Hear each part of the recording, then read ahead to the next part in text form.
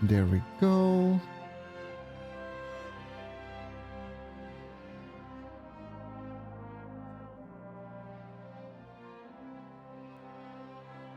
Okay, I'm gonna...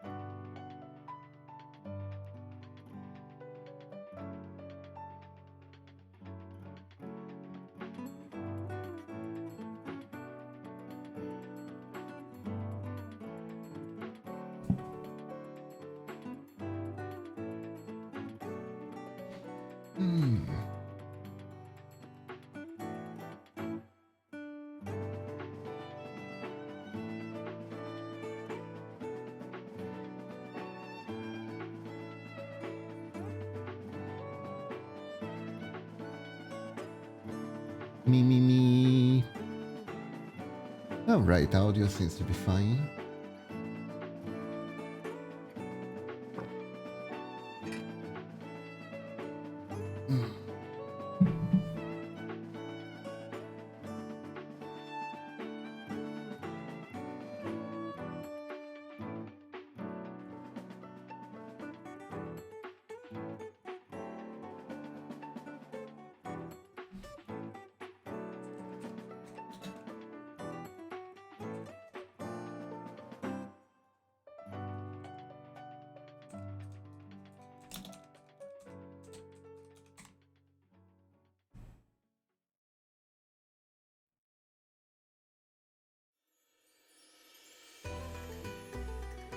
Go.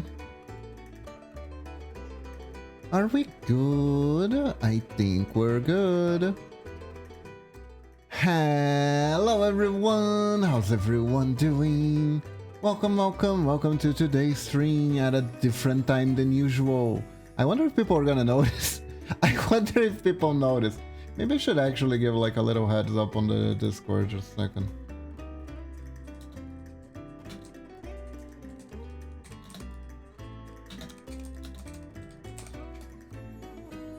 Okay.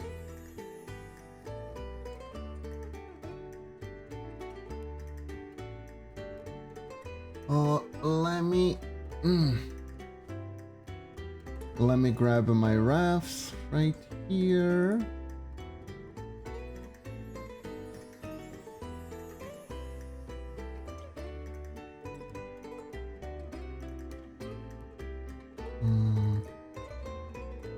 Finish.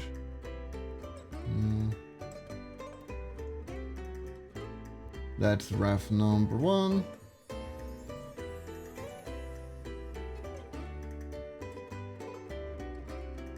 And that's raft number 2. There we go. Perfection.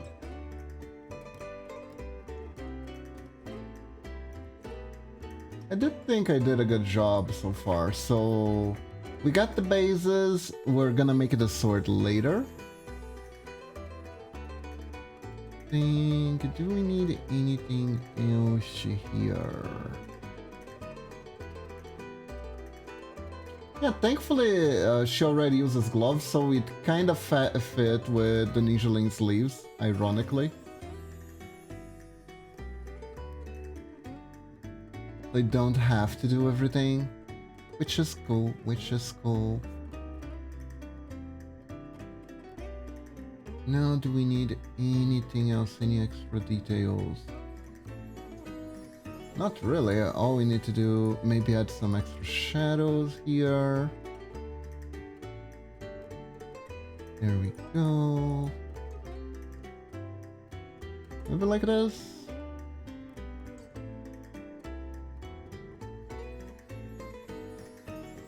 Yeah, I think we're good. There might be like a little extra refinement, but I think I want to leave that refinement for later. So for now, this is good.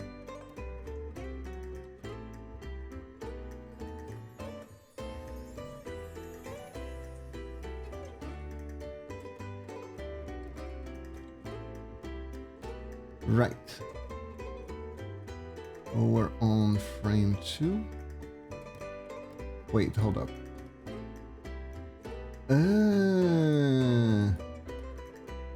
Okay, so maybe that's like a little bit too much.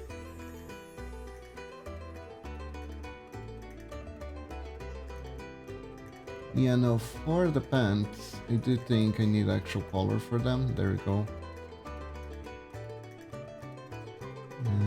Yeah, no, this is color, this isn't transparent. Good. Actual fill color. Yeah.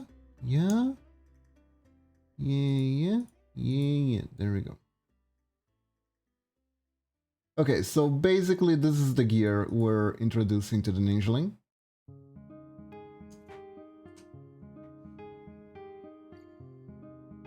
So now we need to make sure that the animation makes sense.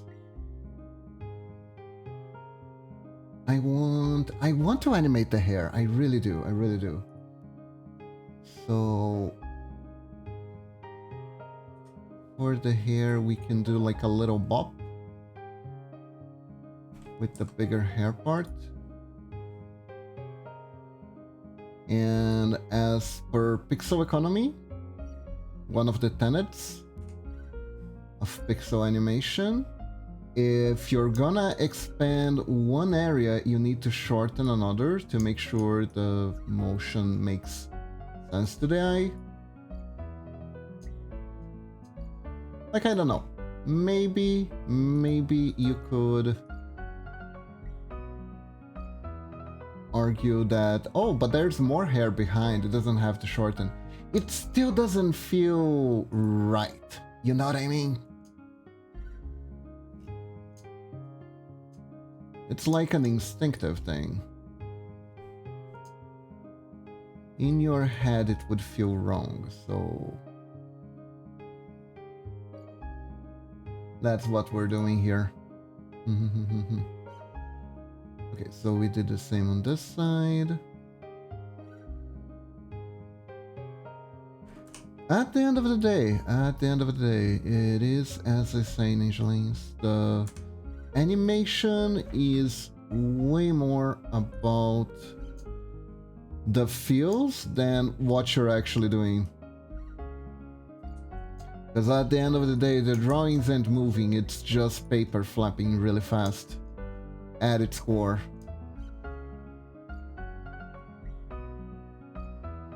That is the core of animation.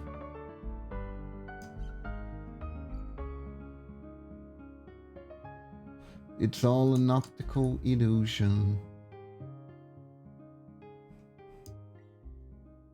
So it's not what makes logical sense, but what gives the right feels that needs to be done.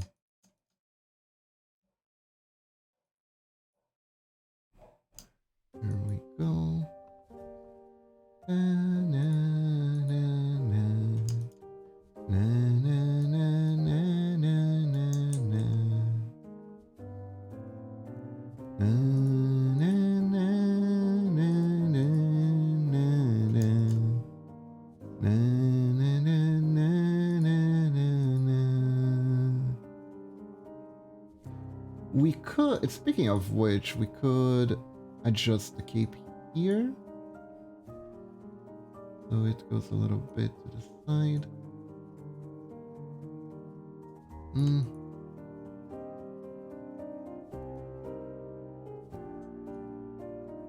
Songs from this game are so like deliciously nostalgic. And just the right amount of melancholic. I thoroughly enjoy it.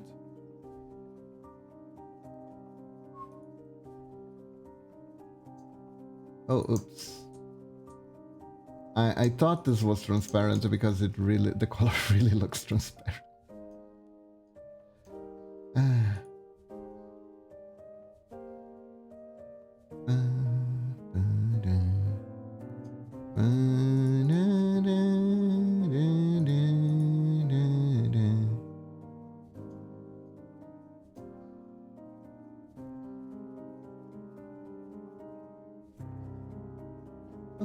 Okay, we're doing good, we're doing good. Now we take this one. And what we do essentially is go one down.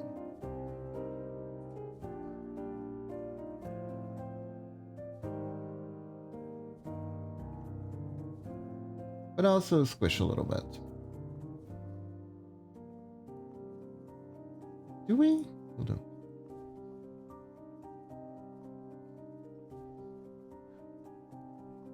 You know, this is actually fine. I'm just gonna do this. There we go.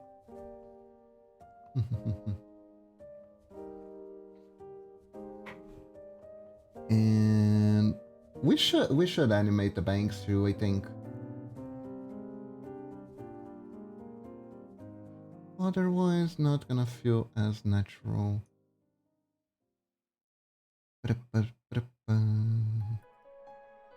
So, hope everyone's been doing good today. Yes. Let's see. I actually have a lot of topics to talk about. So, for starters, why am I streaming at this hour? Didn't I change schedule? And that is true. I did. I did change my usual stream hours for Thursday. That is 100% true. But here's the thing. Today is actually a holiday. So I had... And because it's a holiday, I don't have art classes today. Not really, not actually. Now, I had two choices. I could take the day off, but because I already had to clear out the PC and did some maintenance stuff earlier, I was like, man, do I really want to take another day off pixel arting? I actually like doing this. I know it's tired, it's tiring, and sometimes you need to rest the body and whatnot, but I like doing pixel art, you know? So, and also at the time I had some commissions. I did manage to finish them, thankfully.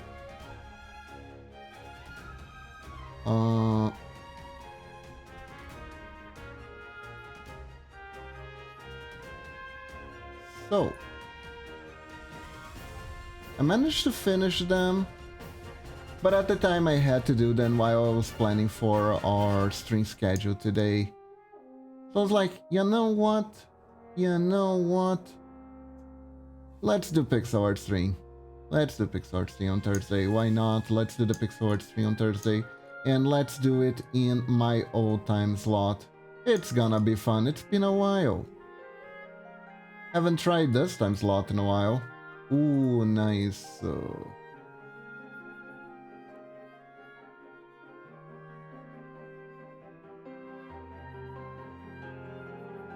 we actually shorten it a little bit? We can shorten it a little bit.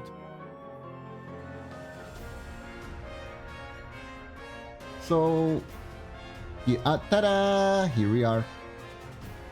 here we are. Though I have a feeling that none of my regulars will show up today. Because they're used with the other time, I did post the schedule everywhere I could. But I guess I didn't talk about it. Should have talked about it on stream, actually.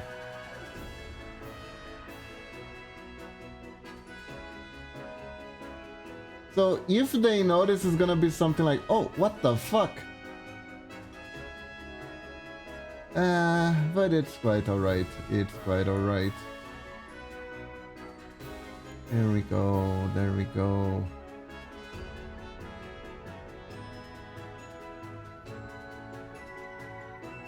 Here we are.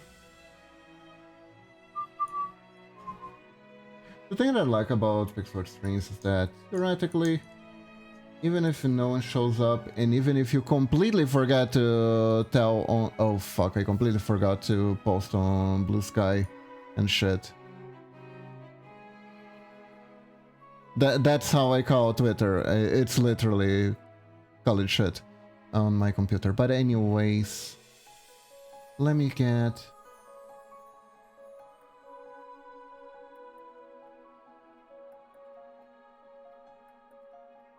Let me get my ad here real quick for...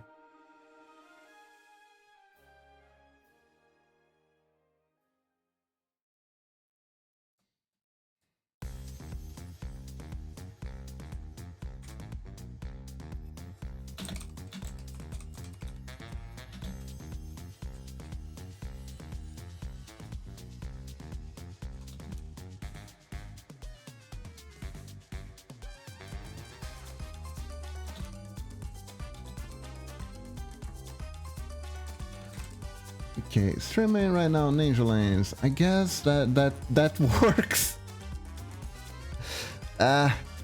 Crap. You know what's the worst part? You know what I did before stream started? I was just playing gacha. I was just playing gacha. That's so fun. I mean, it is fun. It is fun. I even rolled it for the new character. I got the dome. I got the dome, sheepy dome. I haven't even tested it properly.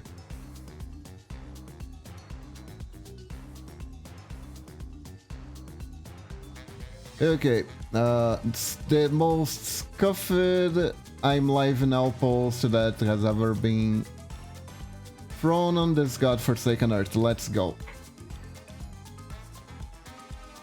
Okay, and let's go back to pixelating. Let's go back to pixelating.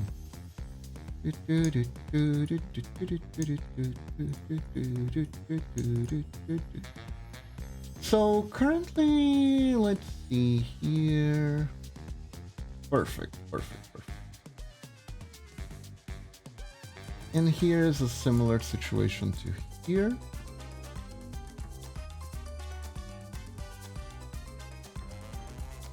But here we have like the opposite situation at the same time.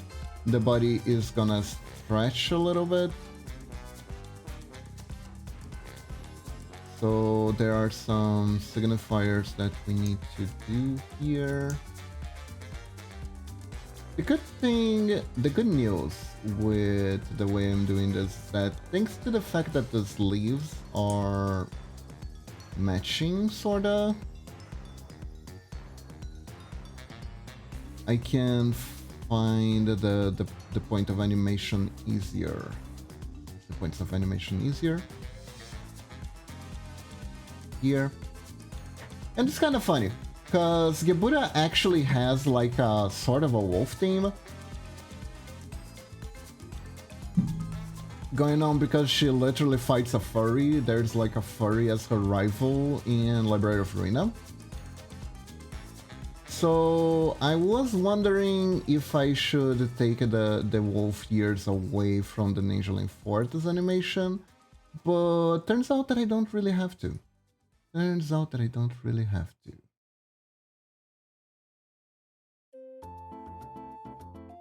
Can do, if I do this. Nah.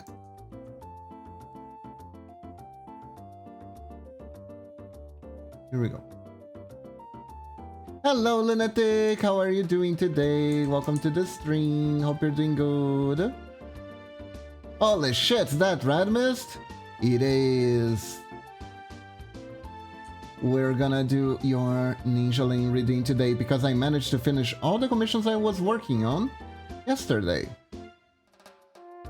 And I even got a few new on the horizon. It's pretty funny. I have like usually with my commissions, it's always like, oh, you're gonna be completely free for like 3 weeks straight, and all of a sudden, new commission. Yeah. It is neat. It is neat. How are you doing today, Lunatic? Hope you're doing good. Hope you had a good day. So far. I don't remember. It's the end of the day for you right now, right? Yeah, it is. It's nighttime for you. It's in the morning when I stream during the night. It's in the morning when I stream during the night and I see you, it's like you're getting up, it's the first thing.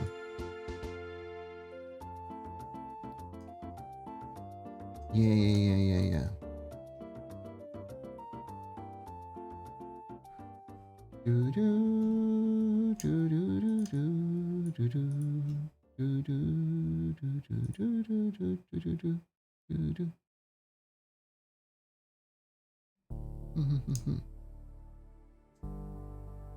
Okay.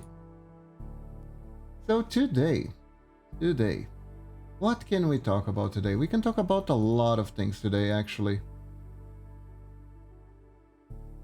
I actually took notes. There's a bunch of random things for me to talk about today. Like I said, the first things first is the reason why I am streaming right now, which is simply we got a day off from school.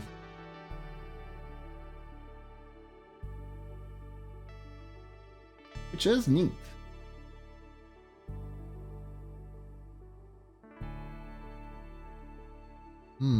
How about this?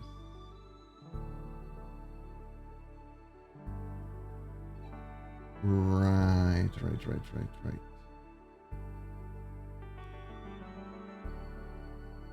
Why did this happen again?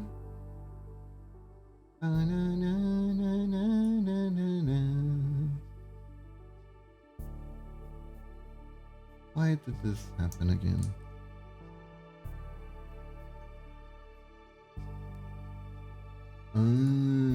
Because I went a little bit too far with the... Right.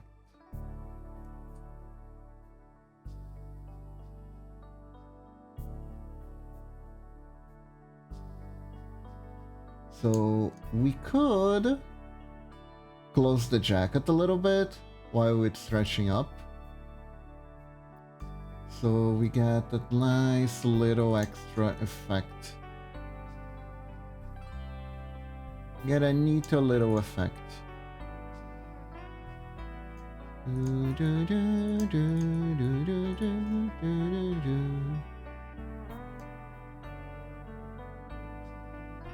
Yeah.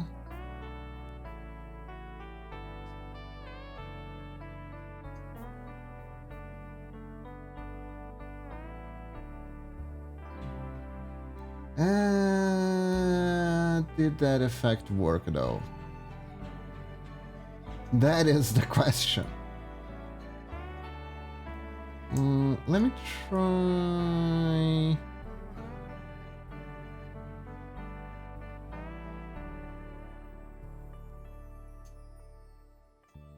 Like this.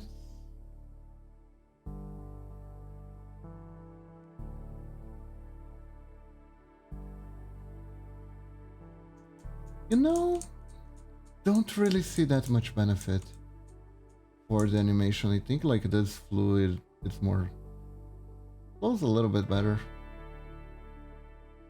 Yeah, okay. There we go. So now we just cover the everything.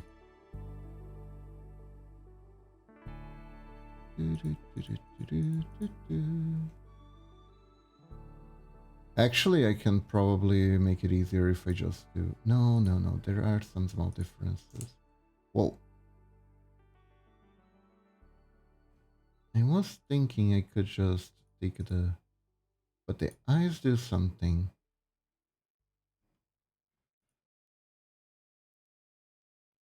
Here we go. But yeah. Let's see. I had so much to talk about today. I keep forgetting. I did take notes though. Oh yeah. So today I saw a cute little video. I have to remember to put it on the Discord server later.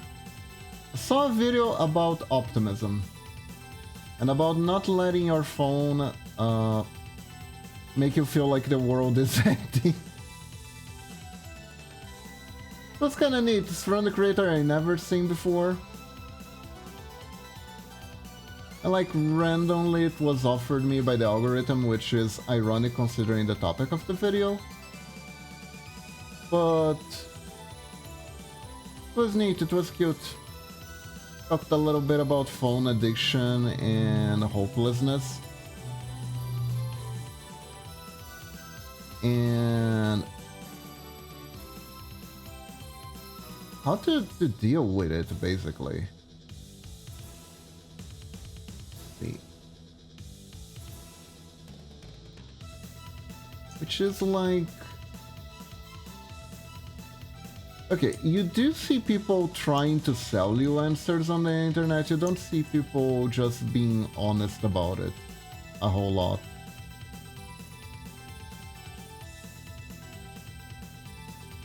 And it was pretty refreshing, gotta say.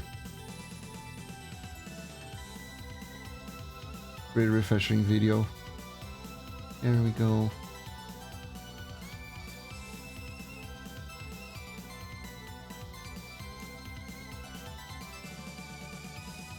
There we go. It said a few things that I know are true that made me resonate, like you are the principle of you are what you eat. So basically the type of content you consume will a lot of the time shape your thoughts. And this is like completely true. Like if you keep repeating certain thought patterns to yourself and stuff like that, you are gonna believe in it. Now that I think about it, I don't think the other custom ninja links they had the shape of their eyes changing. If you are what you eat, your honor, my client is an innocent girl. Aha! Perfect defense! Case closed. I see no trouble with this testimony anymore. Oh my god, can you believe, bailiff? We almost sent an innocent girl to jail. Case closed. Beautiful. Truly, truly beautiful.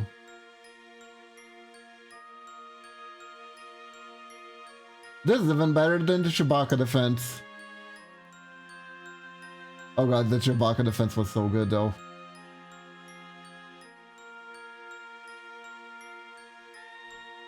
True work of art.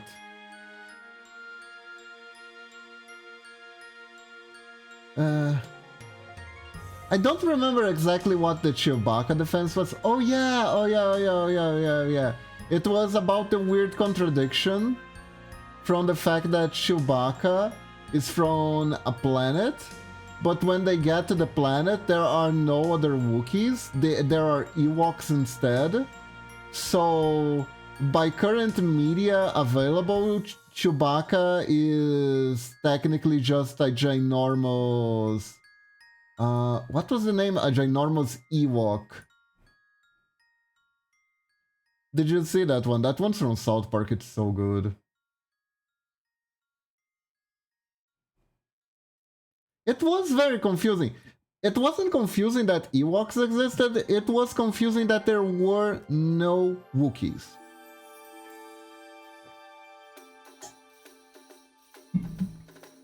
And there are other Wookiees, and they are on Endor, because you see them in the Star Wars Christmas special. There we go, I went there. I don't know if that's still canon, but my mind wants it to be, because it's honestly really freaking funny. It's really freaking funny. If I'm not mistaken, I think George Lucas himself kind of wanted the whole the evidence that that special exists burned or something. I think that might have been like a urban folk tale though. Not entirely sure.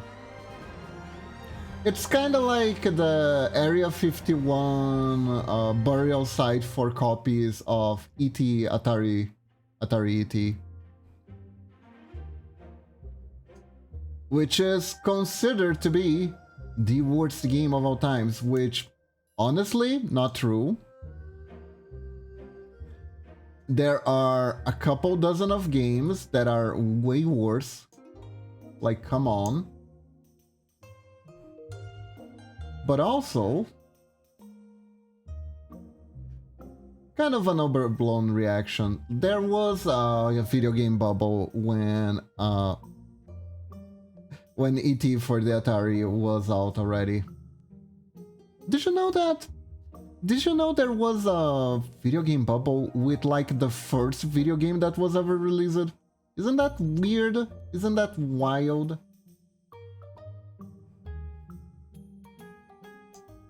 The main problem with games for the Atari was that there was like no curation of who could release an Atari game. So there were plenty of independent developers who just released it without Atari released games, without any consent from Atari. Because of that, there were actually porn games for the Atari. Isn't it wild? Porn games for the Atari? Do you know how much bits Atari has for its graphics? 4. That's half of what the NES is capable of. Not the Super NES, the regular NES, the little NES as we call it here in Brazil. The possibilities were limited.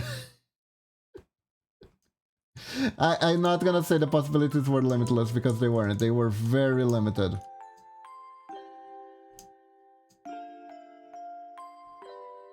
It was very much the action of trying to make porn out of stick figures. There's a video game nerd episode that actually covers these. And it's so nothing on the screen that I don't think he ever got demonetized for that one. I don't think he ever got demonetized for that video.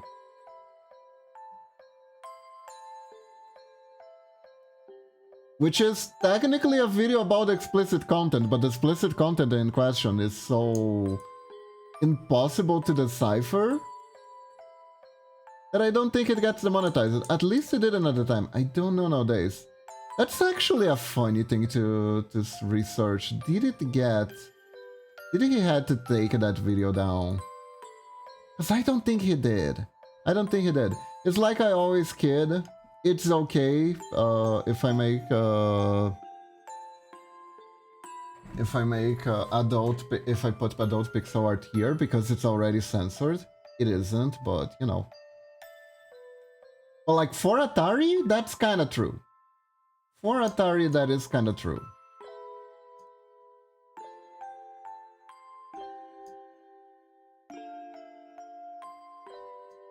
But boy, did people try. Boy, did people try.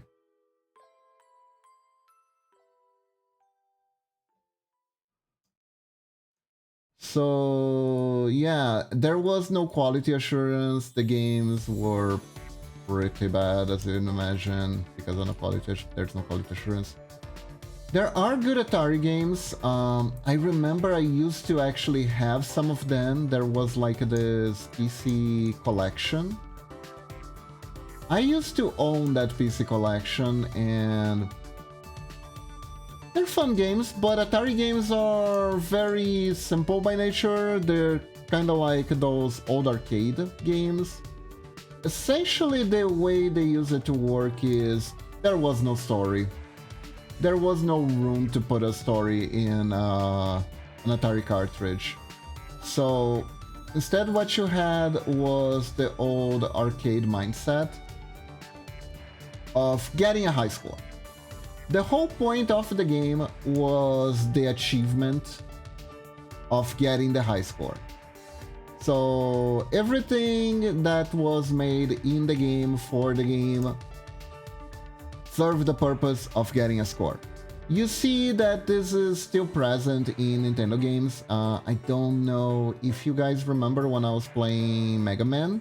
The very first Mega Man had a scoreboard, which is totally unneeded for a Mega Man game if you stop to think about it for 5 seconds, right? Like, why would I need a higher score? There is a stage. There is a limited number of enemies for me to defeat. Why would I need us to keep a score, right? To play it again and I guess improve my score as a means to know that I'm a better player? We all know nowadays that there is like no one trying to make a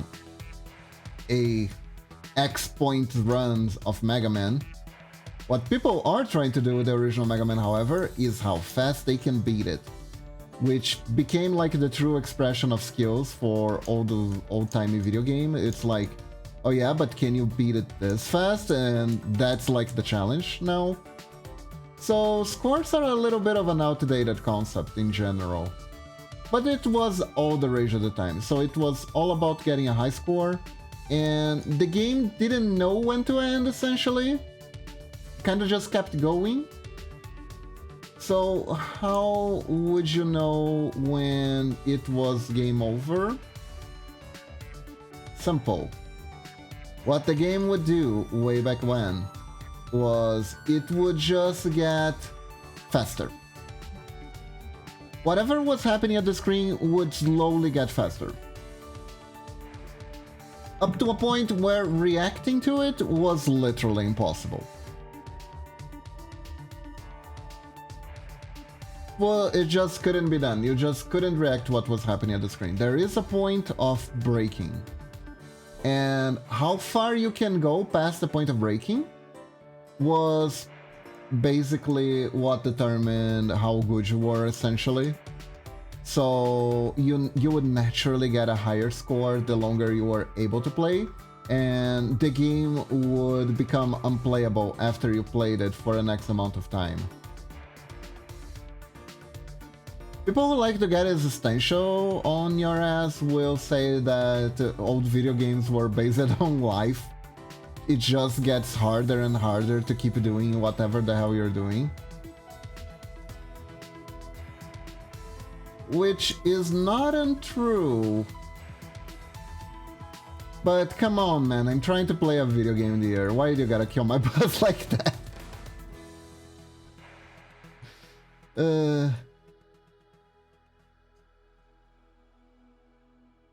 Anyways. So yeah, it was just score system, and there was no quality assurance. They were like nice time wasters. You wouldn't like spend an entire day playing them. You would like play like 1 or 2 hours at most, because probably at that time, because of the tube TV and the absolutely absurdly oversaturated color palette on the black background with the white flashing would have caused your eyes to be completely teared up after like 1 hour of playing. And that issue didn't went away from Atari. Like a lot of old school video games, I remember, God, they made your eyes tear up so much. They would make your eyes tear up so much.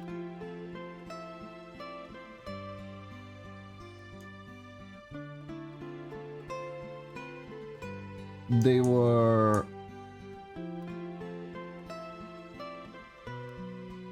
a killer for the eyes, they really were. I love them, but goddamn, did my eyes get teary a lot of the time that I was playing. So basically there was like a soft cap on how much you could play a game in general at the time.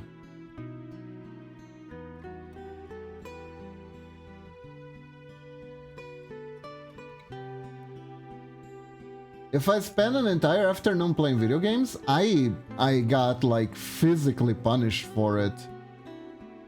As in my body, there would be consequences that my body would inflict upon me. Teary-eyed, sometimes a little bit of dizziness, stuff like that. Wasn't that uncommon, just because of the color and the flashing colors and stuff like that. Like the remakes nowadays, because it's like the monitor technology got better, everything got better. You don't get that anymore. Which, mind you, is bliss. Don't get me wrong.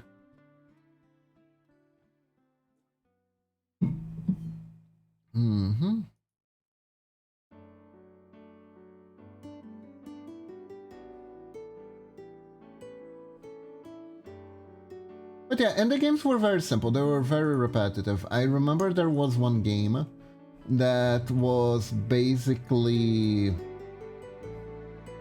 a game where you're shooting cans in the air, and the goal is to keep the cans bouncing, essentially. And that's the whole game. It's one screen, there are cans. The cans are falling and you click on them with your cursor and the cans go up again. And more cans start appearing. And the more you click, the more points you get. But then even more cans start appearing and they start falling faster and faster and faster until you're overwhelmed. And what you get out of the experience is essentially the number at the end. And you can be like, oh my god, I got a score of 5,000. And then you would go to your friend's house and you would show off that you could get that score, and they'd be like, oh my god, now I'm gonna have to try and beat it. And then they would try to play it too. That was pretty much it. That was video gaming. And like, I don't know, I think it was the 80s or something like that. Like I said, I didn't experience that firsthand, although I did have a neighbor that for some reason still had an Atari. It was absolutely an old console, but it was also very expensive.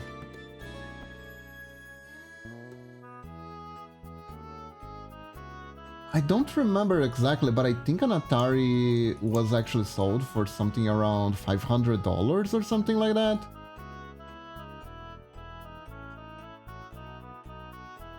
The amount that we get for our money nowadays is actually very high compared to when gaming started.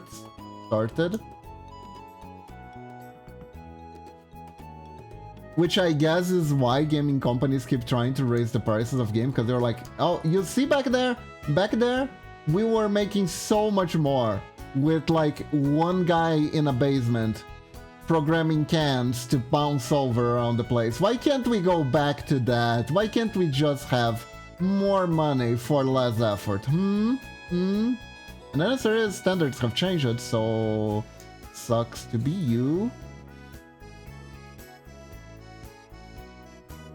I guess.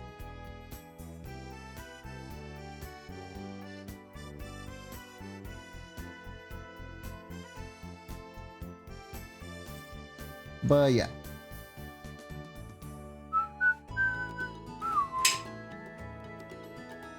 Na, na, na, na, na. Na, na, na, na, na, na. Na, na, na, na, na, na, na. I think one of the most intricate Atari games that I ever got the honor of experiencing was this one that was very impossible, which was one with like a little teddy bear. And that one actually had stages in it. And having stages in an Atari game is very, very hard. Like you don't get that. You actually don't get that. It's funny to think about that, but it's true. You don't actually get stages in an Atari game. It is like a luxury.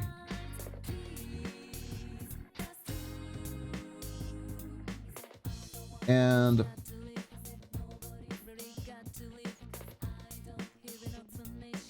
the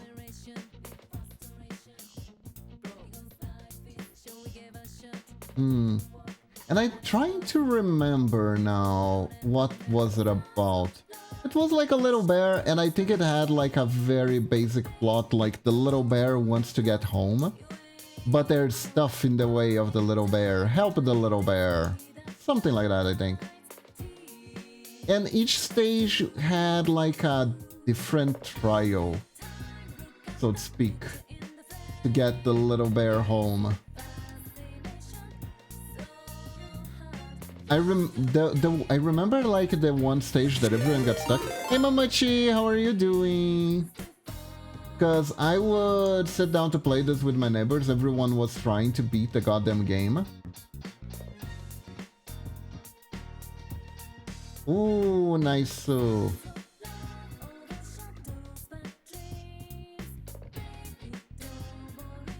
I am gonna make the hair move a little bit here. Welcome, welcome. I'm talking about Atari games. They were weird. So the one stage that everyone got stuck in the little bear game was this maze where there was nothing. Did you ever play one? So oddly enough, in my own neighborhood, there was a neighbor who actually owned one. And I remember being fascinated by it because it was a different type of game entirely from what I had.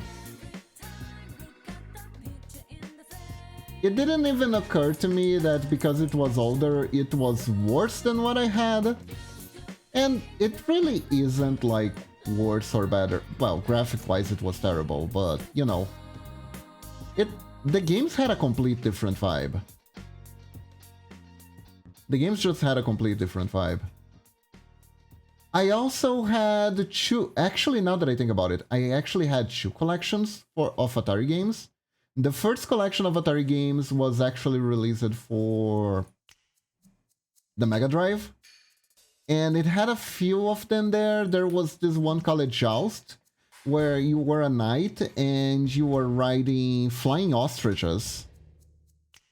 And you had a little lance, and yeah, it was Joust. Your job was to knock out the other ostrich knights with your little lance, while they tried to knock you out with their little lance. But the problem was there was only one of you, and there were several of them, but they were AI controlled, and they weren't very bright. They weren't very bright, so... And the vibe was essentially that. There were like a few platforms that you could use, and you would fly around, knock out the other knights, try to get your holding, and you kept doing that until they were too fast for you to do anything, and then you died. Because that's how every one of those games worked at that time. You just keep going until you can't go anymore. And then you check out your score and you're like, oh, I got the high score. Whee! Like, honestly, I can totally understand how people got the idea that video games were like a huge waste of time from that age of gaming. Because, yeah, there wasn't much to... It was just a way to kill time. It's just a way to kill time. There wasn't like a really a media a way to experience stories. Like this all started. This all had very humble beginnings. Like very, very humble beginnings. The humblest of beginnings, really. And the other one I had was for PC. That I think was released by Atari themselves. I don't even remember why I bought it. It was probably because my neighbor used to have it and I was like, oh, I'm kind of nostalgic for these. Let me see what they were actually like. But yeah, and none of these collections had the bear game, which I wanted to beat. I really want to beat the bear game. And the stage we always got stuck was the same. It was the stage that was a labyrinth, and I think it was the final stage actually, because all there was on that stage was the labyrinth. There were no enemies, by the way. There was no ghosts chasing you in the labyrinth. It was just a labyrinth. But what got you was the fact that you couldn't touch the walls at all. You touch the walls, you're out. You're out. You get one less life and you restart at the beginning. So we would try to use, you know, that joystick that's like literally a stick. You'd have to use that to navigate with surgical precision this very tight little map. And that was the whole game. And that was the end of the game. And we could never beat it. We could never beat it. And honestly, that was it for the bear game. There wasn't a whole lot for it. Like, one stage was kind of like Pitfall, where you had to swing ropes from side to side, but it was like a single screen. And if you got to the other side of the screen, it was already over. It was stuff like that. It was like a mash. The stages were just a mashup of mini games, essentially.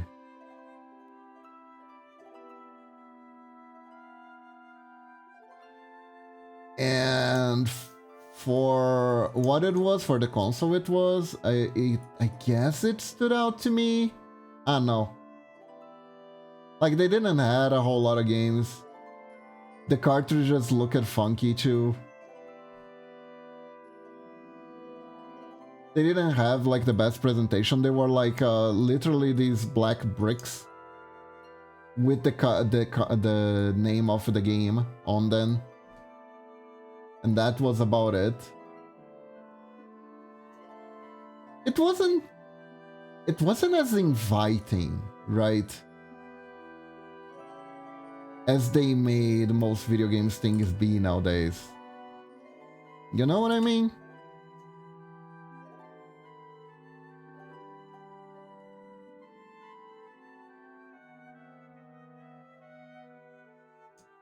It was very cold,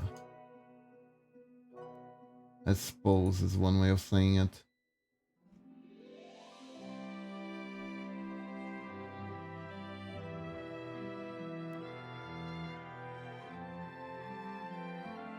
But yeah. Those were Atari games. They definitely existed. They caused a market bubble at one point.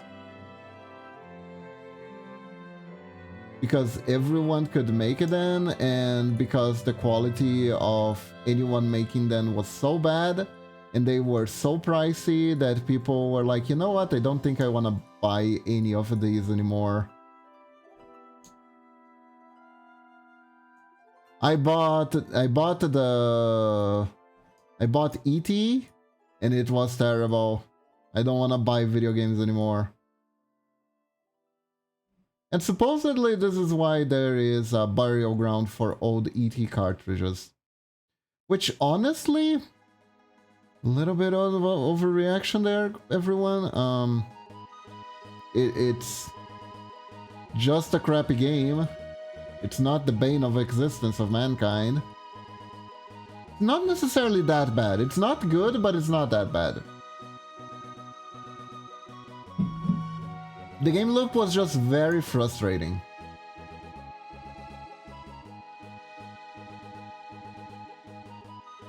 Which isn't necessarily a crime.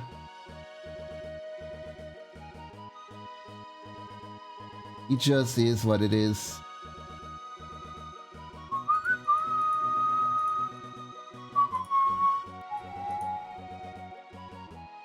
Yeah, like, I don't think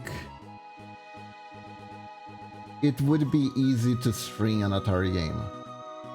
You know what I mean? They're very short. They are meant to be like these very short experiences.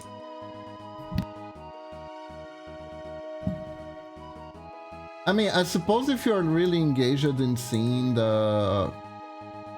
What? And there goes another bot. And there goes another bot.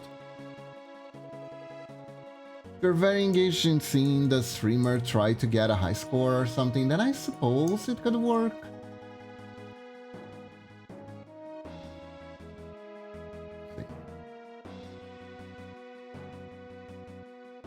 There we go, that's cute.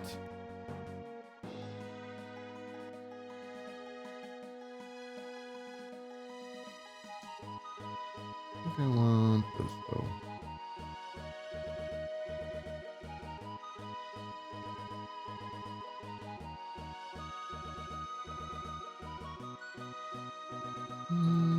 Na na na na na na na na na na.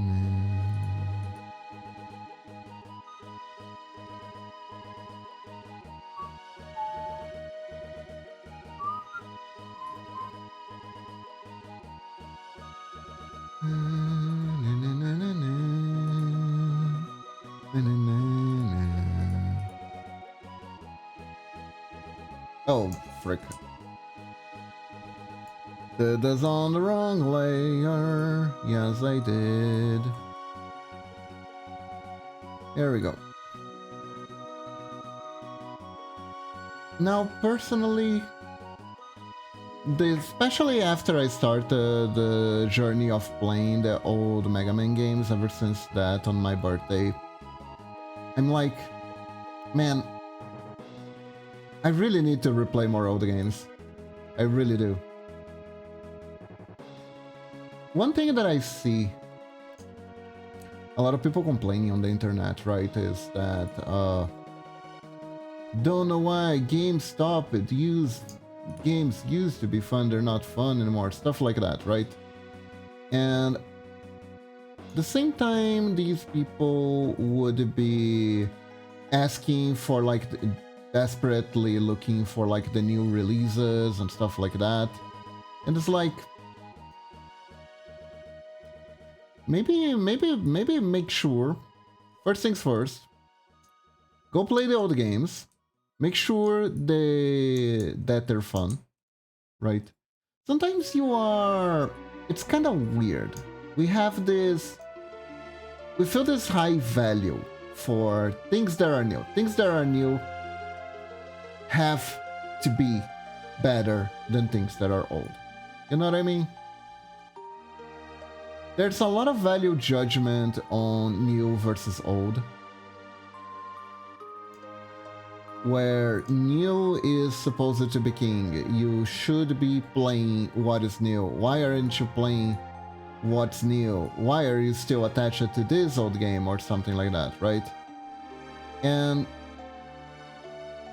if what's out on the market isn't doing for you, there are so many games have already been made, man. So many games have already been made. Go play those again. Go look for games that actually emulate what those old games did. Figure out what you actually like about them. Because there's a point in your life where all games are fun. All games are fun. You can play anything and you're gonna have one hell of a time, right? You get older, you get pickier. That's normal. That is normal, especially if you consume a lot of media. This happens with every sort of media. This happens with anime. This happens with video games. Which is why we're talking about that. This happens with everything. And if you're growing up, you may come to this point of transition and you may not realize you reached it. And play old stuff. If you feel like you don't like the old stuff that you used to like, that's totally fine. It may mean that you change it. It may mean that you don't like to play video games as much anymore.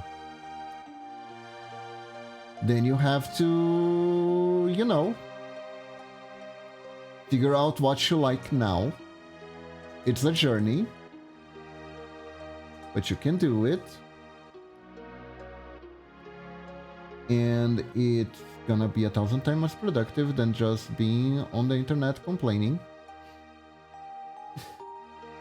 Even if you might make a few good points. I mean, the game industry has been a little bit bizarre lately, but that's some... But like... There we go. There we go. And what I found out from playing old games is that I still like them a lot. Mega Man was so much fun to play. And I can't wait to play more of the series. Can't wait to play more of the series, can't wait to play other stuff too.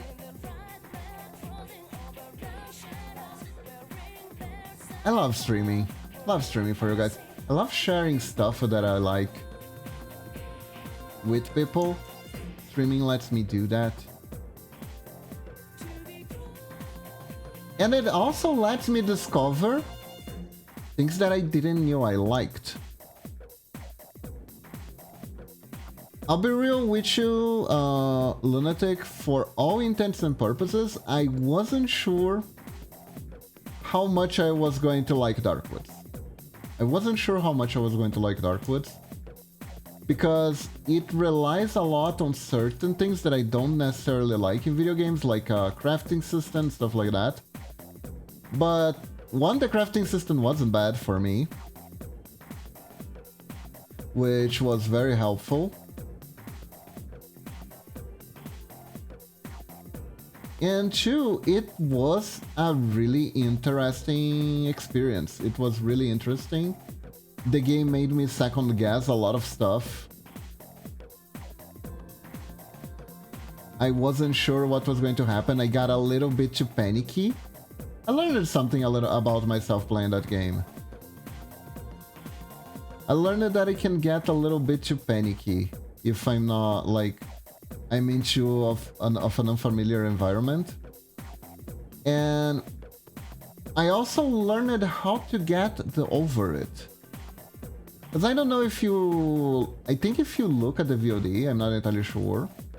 But I think if you look at the VOD, you're gonna see me being very like panicky and unsure of what to do, very hesitant in the first... during my first and second stream, because I was worried about playing the game too wrong, getting like a bad ending, stuff like that, right?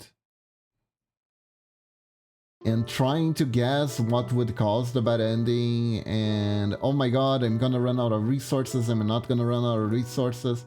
There was like a bunch of stuff that I was being like really finicky about, really. And what I noticed, what I realized was that this happens from time to time, by the way, and this is by no means like the end of this arc of personal growth or anything like that. But every so often, I will get lost in the sauce. And I will be a little bit too worried with the end result of me playing a game versus the experience of playing the game, right? So something like, oh my god, have I been stuck here for too long? Am I boring people right now? That kind of stuff a little bit, right? It gets in your head sometimes.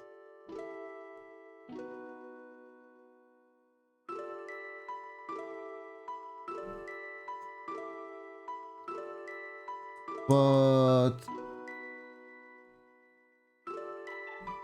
then if you shake yourself out of it, you realize that like the most important thing at the end of the day is enjoying the process. Don't worry about ending the game, worry about playing the game, you know, that kind of stuff.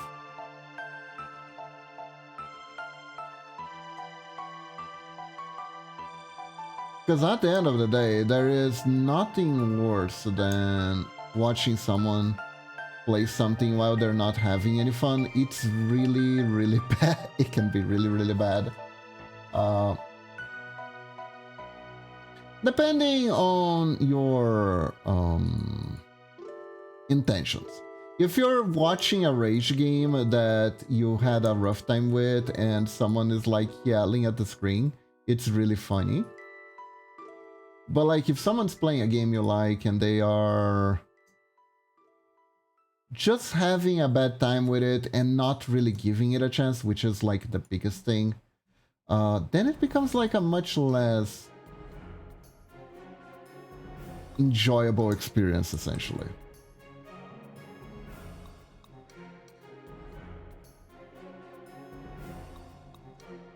So I had to remind myself that I started to get more cozy with the game, and then I started really enjoying it. And it was a really good experience. But I still feel for Piotrek though. God damn it. Why did I kill him?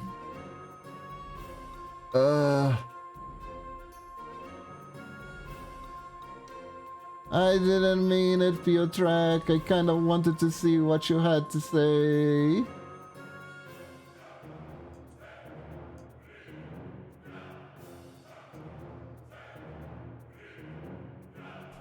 I almost feel like at one point I might just play that again just to do Piotrek's story. Piotrek just is no. No. I didn't mean it. I really didn't. I thought it was a random mob.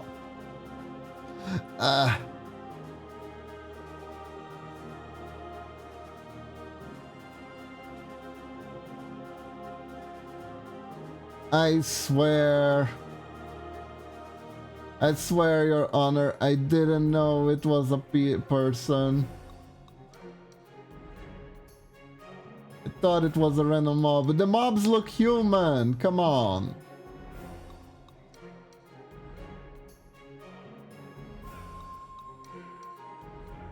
Which was like a, one of the things, you know what? The fact that the mobs look very human genuinely freaked me out in like a meta level. Did they look like monsters to you? Yes. Yes, particularly the one with like 2 heads and 5 arms. That one in particular looks like a monster to me. What do you mean? It was ripping off its arms out and throwing at me. It's not normal, Momochi.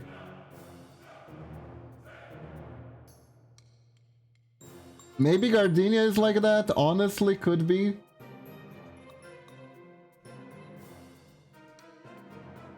You would be a different kind of VTuber if that was the case, but...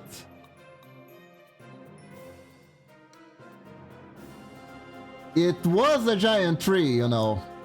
It was a giant tree.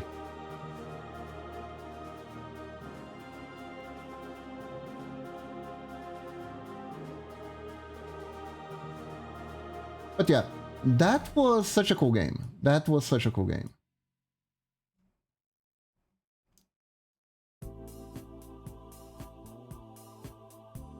Man, and the fact that right at the end, it tries to lure you into a false sense of security. That's so me.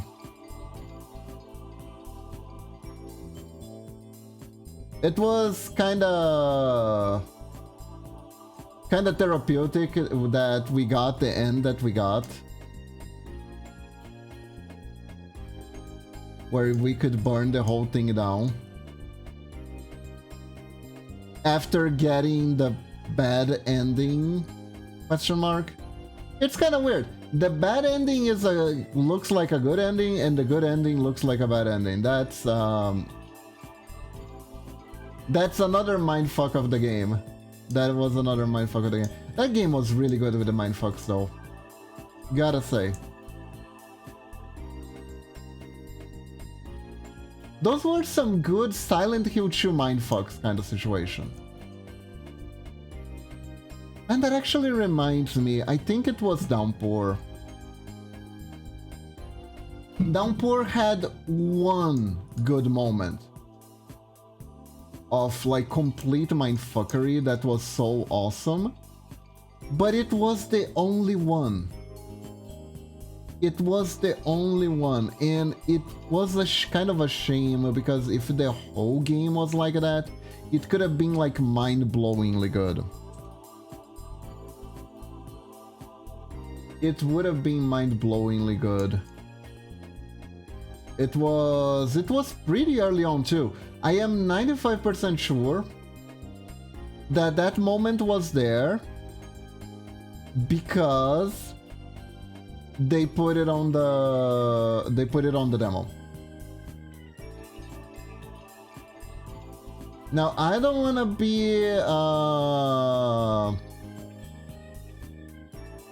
to be too cynical here, but I think that one was only there because it was on the demo. And like, maybe they wanted the whole game to be like that, but things happen, and then it wasn't. Game design is such a mystery. It's such a mystery to like game development, I mean. Game development is such a mystery. You can never really tell. Unless you get like the full story, you can never really tell what truly happened during the making of the game. There was stuff... Hey, successful games have stories of things that happen that you wouldn't believe of. So the failed ones are even like hairier in that regard.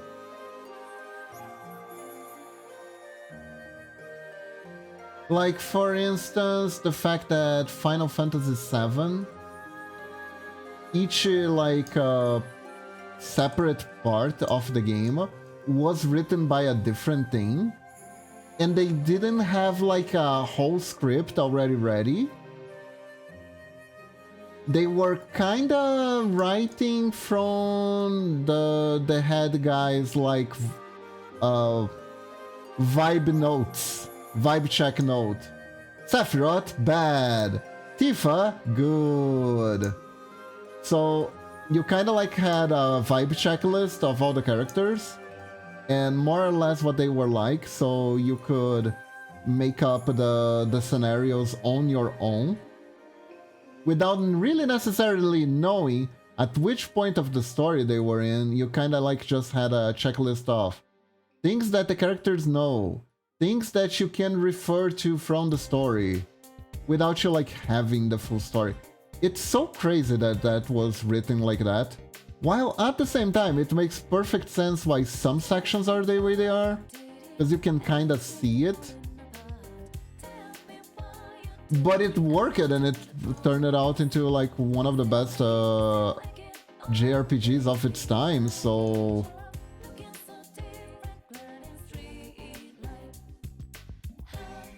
It's just amazing. It's just amazing. But yeah, which game I was talking about again? Weird. Ah, well.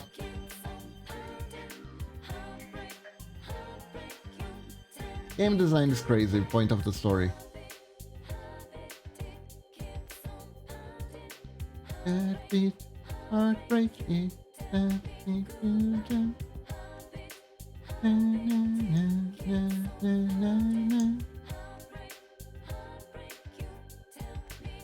But yeah,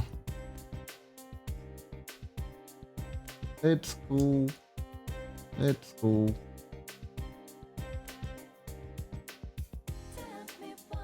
Let's see.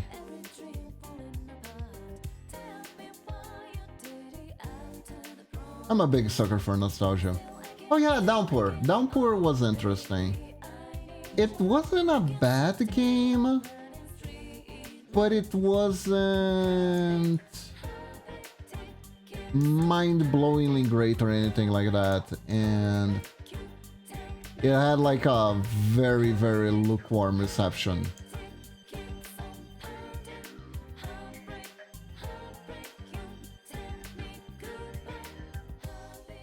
It did the thing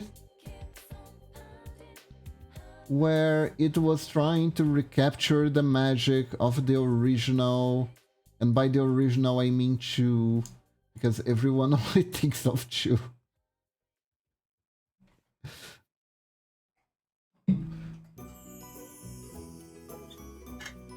And people also forget that that Silent Hill F isn't the first Silent Hill to have a female character. And that Silent Hill 1 and 3 were completely separate, vibe and story-wise, from Silent Hill 2. And you know what people really don't remember about Silent Hill? People don't remember that there was a PSP game. Where you were a trucker. And you get stuck in Silent Hill for helping a child escape a burning building.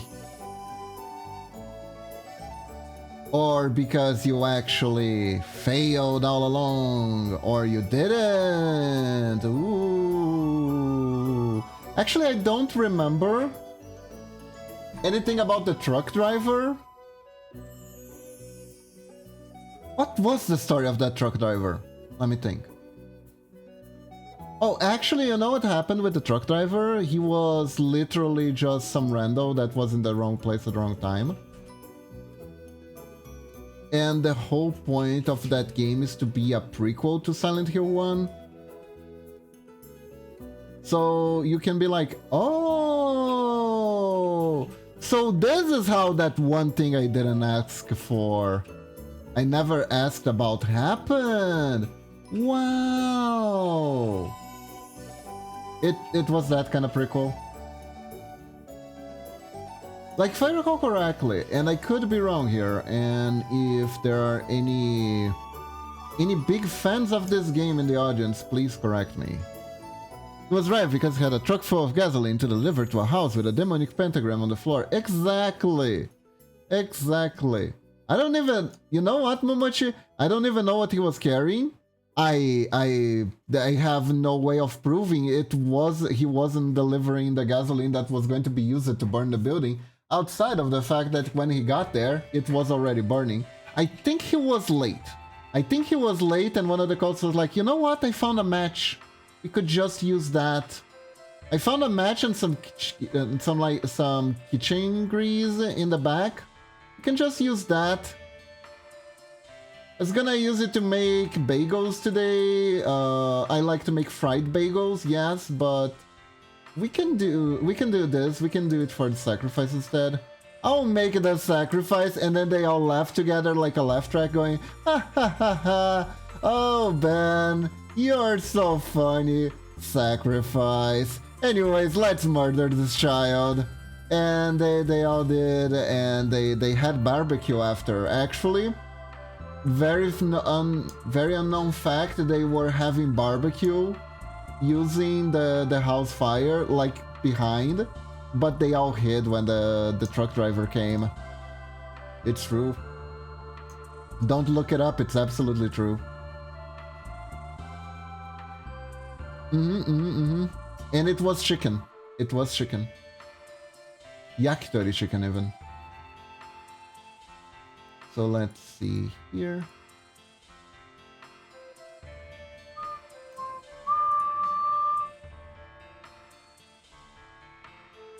But yeah.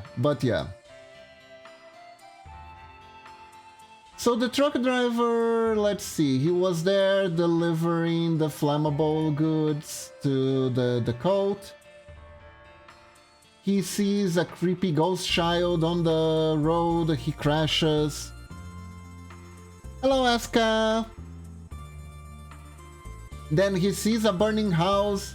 He sees a child who looks like beef jerky on the ground. Tries to save her. It was the demon child. I'm doing good, Asuka. I'm doing good. I'm trying to remember what happened in that one PSP Silent Hill game. I think it was Homecoming. No, it was Origins. Even though Homecoming almost makes sense for the name. Homecoming is another can of worms entirely. And then he goes like, "Hi, little girl, you seem to be in trouble. I'm gonna get you out of here." And then he does, and then he is stuck in Silent Hill, the little girl disappears, and then you find out that the little girl is committed to a hostel, and essentially the whole thing was just to be like, this is how Alessa survived the burning house.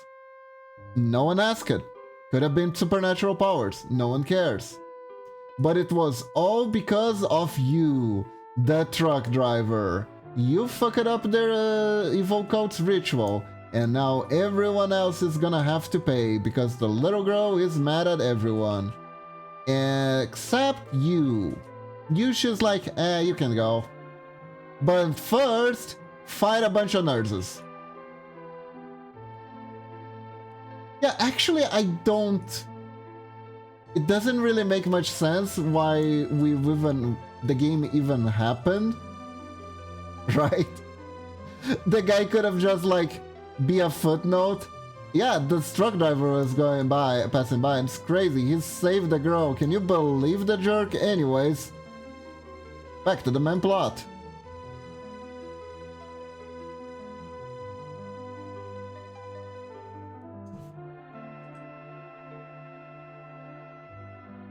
What a jerk, stopping our very nice cult from birthing our god that has a bunch of horns and shoot lightning at people. People used to worship those. It was good for them back then. It's good enough for us today. And if you stop to think about it, they were really religious conservationists. Instead of a cult, they just decided to go back to a time where you would worship gods that shooted lightning at your face and had horns. As you do.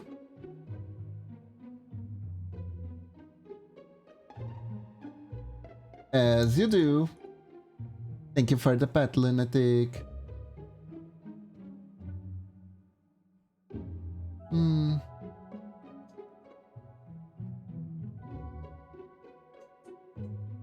Cause back in my day, we fear God because God would eat little children. And it was so much better back then.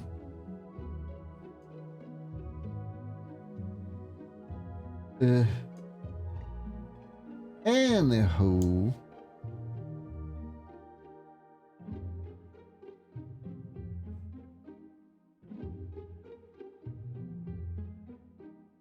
Grandpa, please stop trying to offer us to forgot to eat. Back in my day, this was how we did things. Okay. Do do do do do do do do do do do do do do do do do do.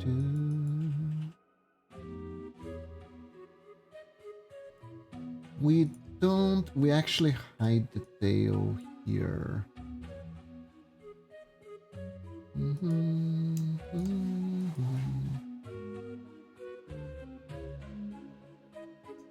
Wait.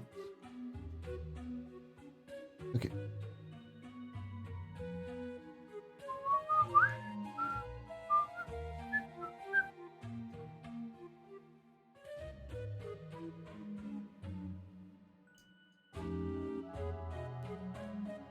You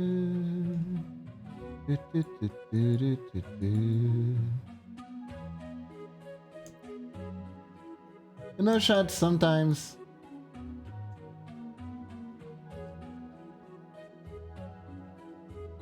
I love being able to do commissions and stuff like that, but sometimes you gotta warn people if they are going over the budget, even if it's something you would like to try.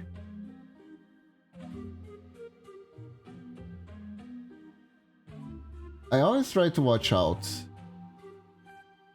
when someone has an idea that they are getting a little bit too excited when they are commissioning me for stuff, and I gotta be like, yeah, but doing something like that would have to cost this much, because then I would be stuck doing it for X amount of time.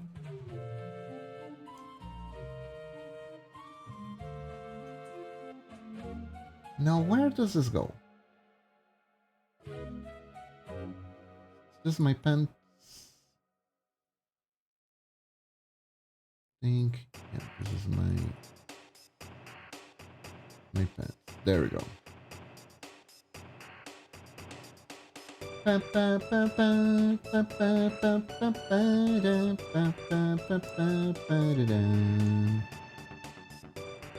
Okay.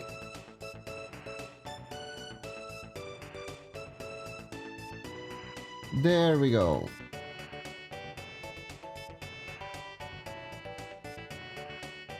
Sleep. Sleeping is very similar to sitting down, but also very different. So this is where this ninjaling is interesting. It's gonna be a little bit harder to do than the others, this particular part, because of the back hair.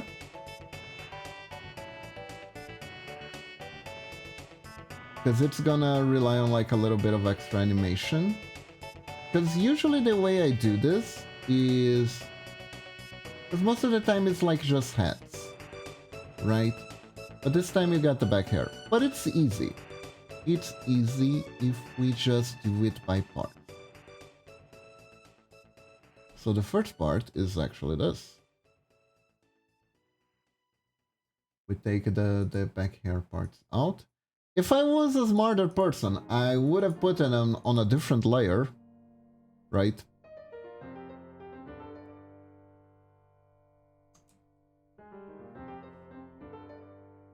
Than the rest of all this.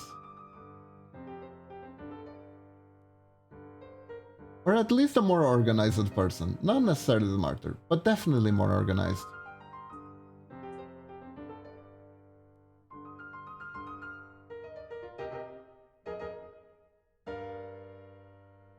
So it would be... so first let me copy this, then... is it... whoa, whoa, whoa, whoa, whoa, calm down there. Yeah.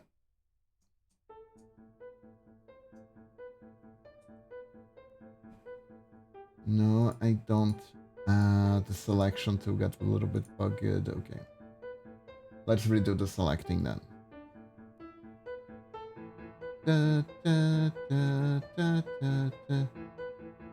So chat, recently I saw a streamer play a game that I played a while ago on Discord actually, because it used to be the case that Twitch would actually not have that game banned actually. And they played it recently. I think it's unbanned now. I think it's no longer a banned game. Which, awesome, actually.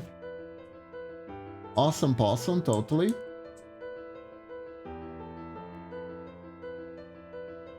And I am actually considering playing it on stream because of it. This is a game that I have seen, that I have total, if you count the total amount of times I've engaged with this game, it's been 4 so far? Because I watched someone played it.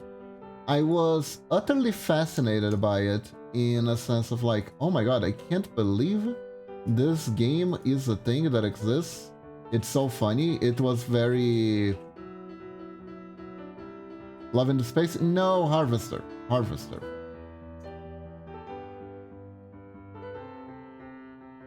What happened here? Oh, well, it's the same thing at the end of the day. Here we go.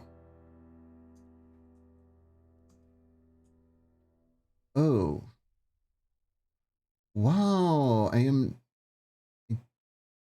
Hey Brokeman, welcome to the stream. How are you doing?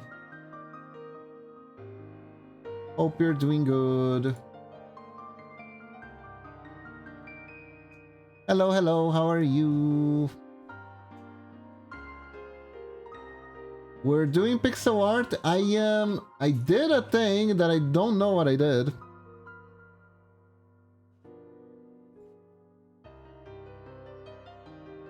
And now I'm trying to figure out what I did. I had this on the bag. I probably activated some shortcut that I don't use ever. So I used it by accident. Anyways. It comes to my attention that today is my 2 years anniversary since I followed you on Twitch. Wow! 2 whole years? Thank you for following me this long. Oh my god. Thank you, thank you.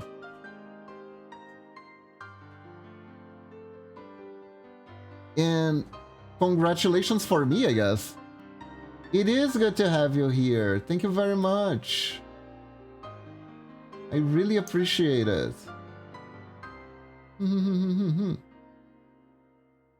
Thank you for following me all this time and seeing me play OG games and yap a lot while I'm making the pixels.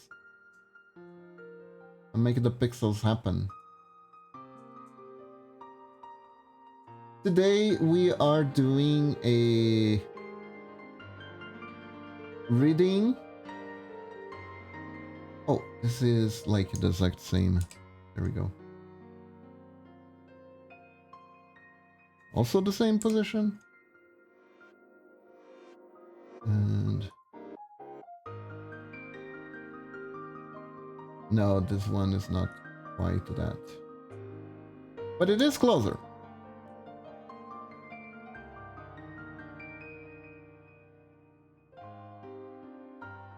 There we go. So for this one, I do it like this. But yeah, what was I talking about? Oh yeah, I was talking about the Harvester.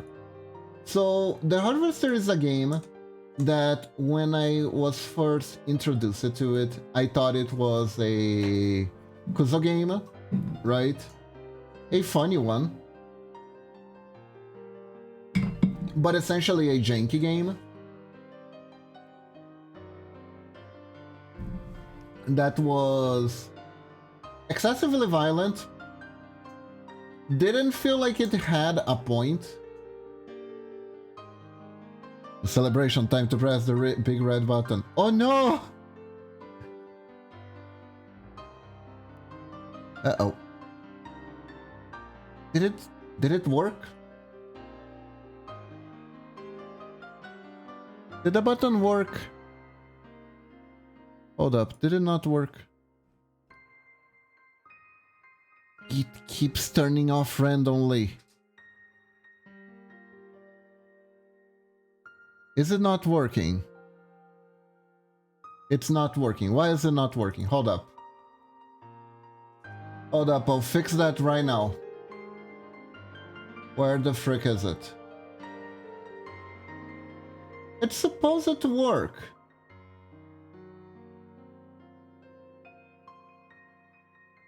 It's supposed to work. It says here that it's working.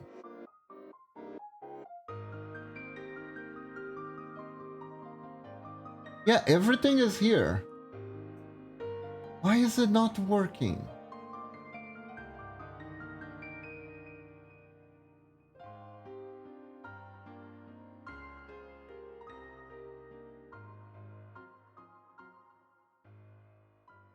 That is... Oh, it's bugged. Hold up. Why? It's supposed to be these two. Wait. Wait. Hold up. I'll fix this right now. I don't know what is happening. It keeps bugging with what they are.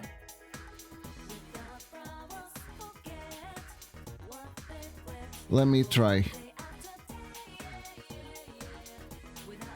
The thing is, I tested this 5 times and it was working just fine, and then I start the string and it stops working.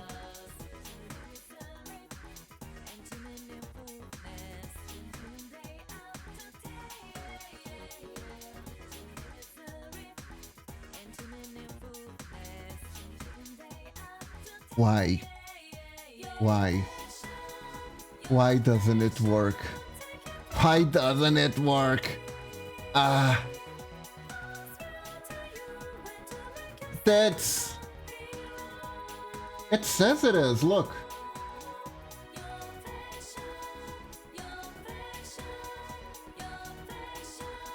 See, it's connected to Twitch. Twitch authenticated and connected. And it is connected to VTube Studio. Both of them are fine. My tits are lazy today. You know what? That's probably it.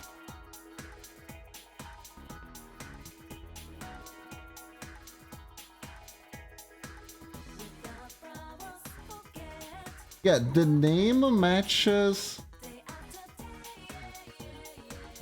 the launch title. Everything is matching. Apparently, my 2-year follow thing for Momochi happened back in June.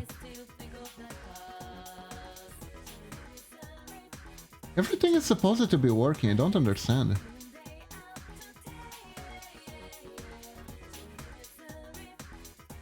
Let me see.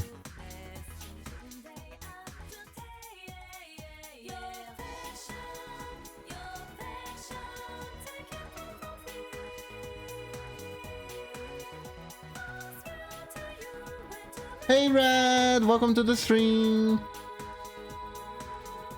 My tits aren't working today. The tits decided to simply not work. God damn it.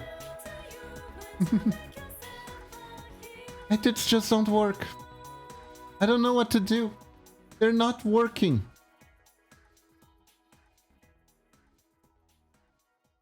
Did you download the new update? There's a new update?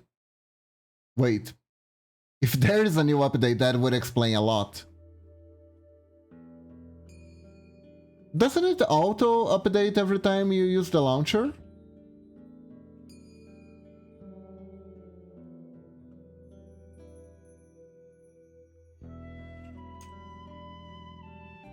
Back to the drawing board.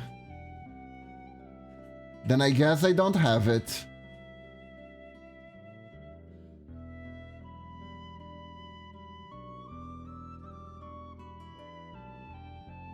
Damn.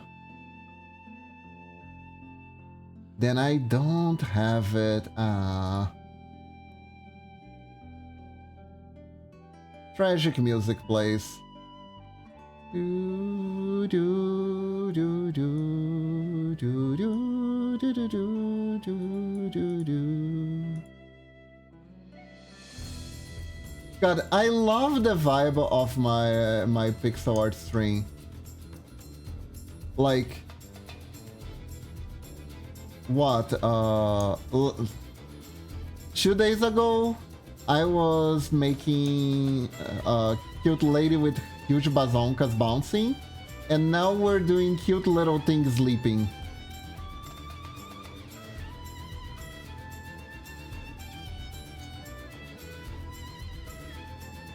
Gotta love the contrast.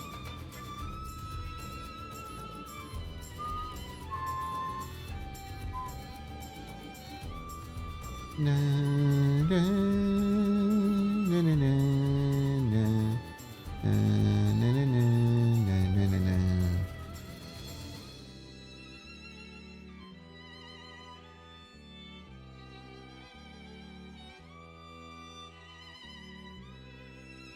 Loop.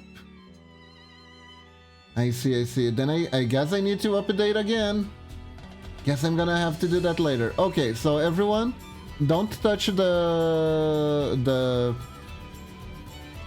launch thing. And I don't know how to refund you, Brokeman. I don't know how to refund you. I wish I did.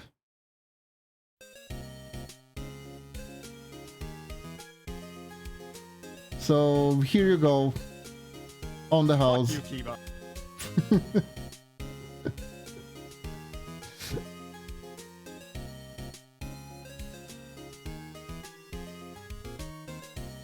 You get a free telling me to fuck myself. Go fuck myself.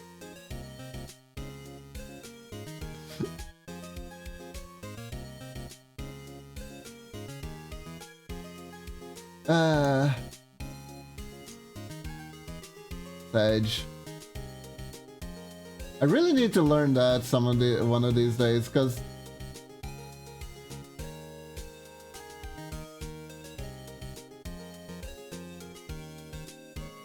got the PC back from maintenance.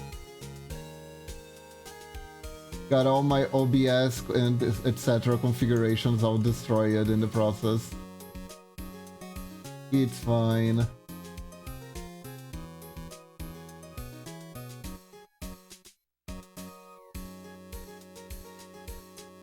Did you guys know that saving your profile on OBS doesn't actually save your configurations? There is a separate one. I didn't.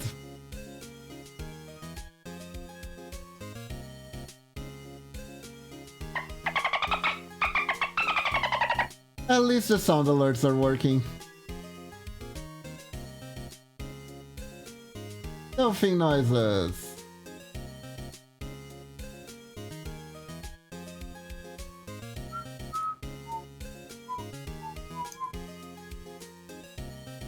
Do, do, do, do, do, do.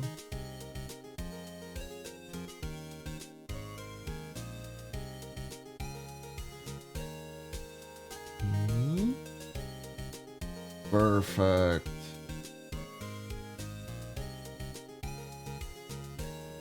Here we go. Saw a video today, chat, that said that being optimistic is actually very anti-establishment. It's punk, really.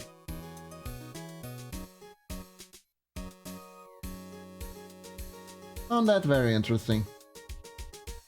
But yeah, what was I talking about? I was talking about the Harvester. And I was talking about Silent Hill. And my god, I'm going everywhere today. Let me pick a lane. I'm gonna pick the Harvester. So I saw someone playing the Harvester recently, If you don't know what it is a very gory game made in the 90s that had a almost goal to piss off people who said that violent video games are bad.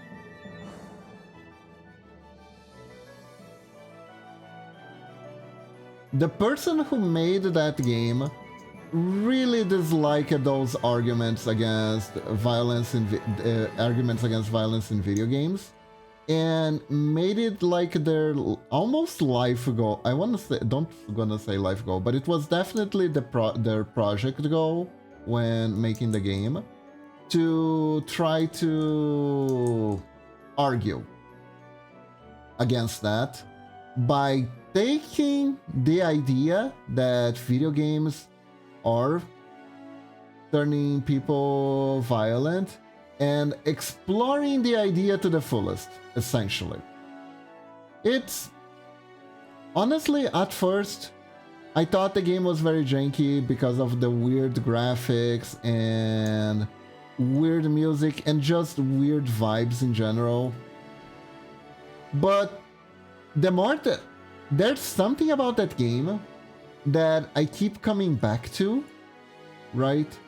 It keeps calling me back in his weird, misshapen game. Kinda keeps calling me back. And every time I come back, I keep noticing something new about the game. To the point where I almost convinced that that game is actually very, very artsy. At first I thought it was very what's the name of that word? The bad word for it? Pretentious? At first I thought it was just very pretentious. But the more I keep coming back to it, the more stuff I find hidden in it. So I don't think it's just pretentious anymore. I think it's pretentious with a point. And I think it has the right to call itself art. Hey Medina, welcome back. How are you doing? How are you today? Hope you're doing good.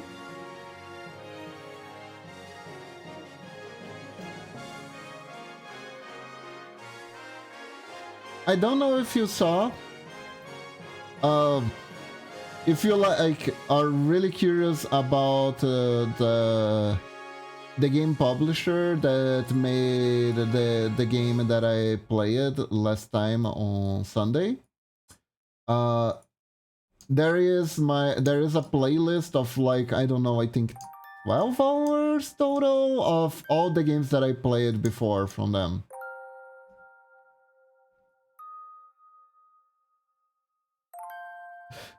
Just in case you might check it out. Might want to check it out. How are you guys? I'm doing good. I'm doing good. I don't have my classes today. Don't have art class today because today is actually a holiday in Brazil.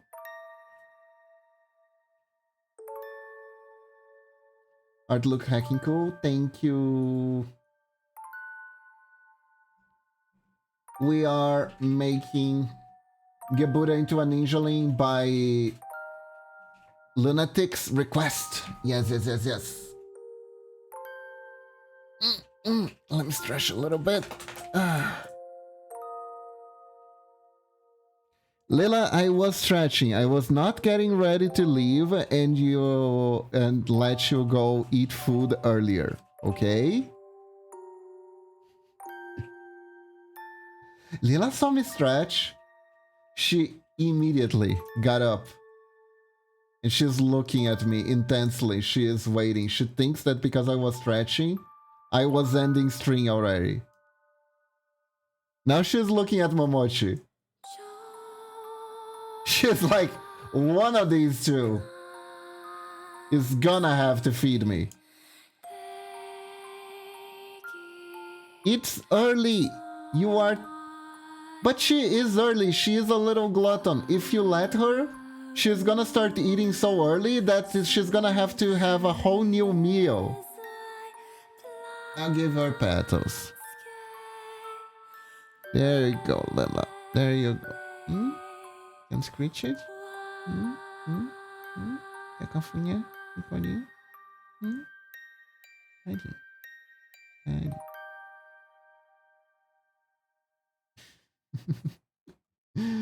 Oh. This was more artificial early, you can have a second meal later. Yeah, pretty much. She already has like 4 meals a day, if I'm not mistaken. She eats a lot because she doesn't eat dog food. And dog food, most dog foods have this thing where they makes it so the dog doesn't want to eat again too soon.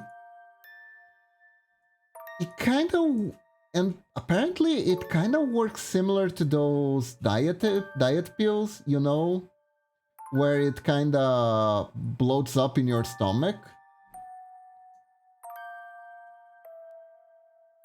Which isn't particularly good if your dog has like any intestinal problems. Yeah, it is absolutely sussy. We had to cut Lila off off dog food entirely. She can only eat like actually cooked food nowadays. Because that one of those features, that particular features, did not agree with her stomach very well. And honestly makes sense.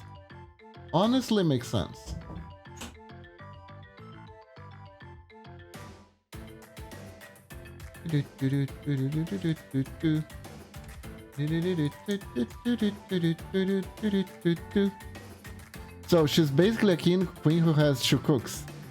Yeah, pretty much. 3 even, because my mom pitches in to help. I don't know if I ever told you this story, but we actually adopted Lila together with my mom.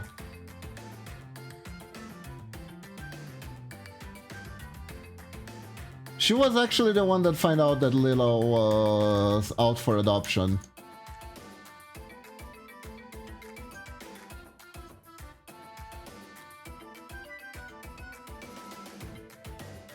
I was unaware, good job.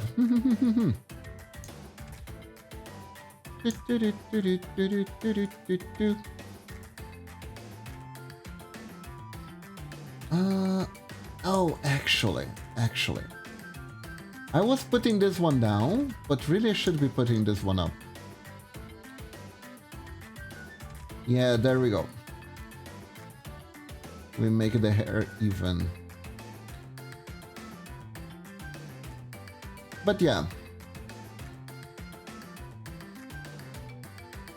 So yeah, Lila gets home cooked meals because of her poor stomach. Like, it's so cute. Before, when she used it to eat the dog food, she was a little bit of a fussy eater, so it would be hard to feed her.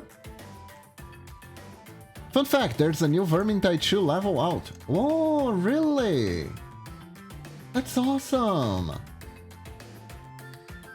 That's the one where you have to hunt down the Skaven. I kinda... Honestly though, me personally, I would love if there was one where you could be the Skaven somehow. You know what I mean?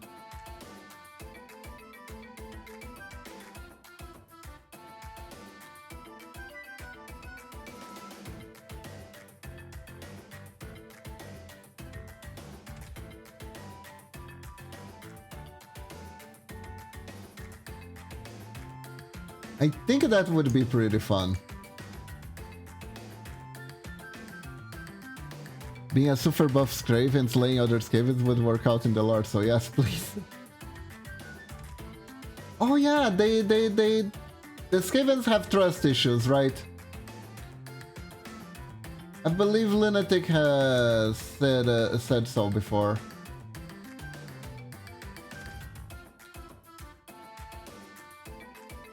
That animation is looking adorable. It's Gebura. So I don't know what are these little dots here. Ah, okay. No, it makes sense. Okay. Never mind. I know what those are, and they are supposed to be there. Okay. So we're very close. They do have trust issues, and for good reason. Yes, yes.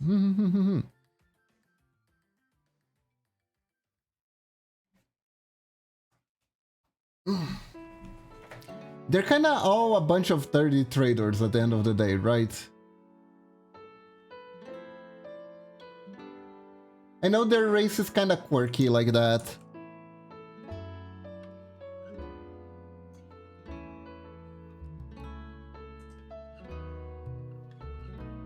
Where like betraying each other is like a national hobby or something like that.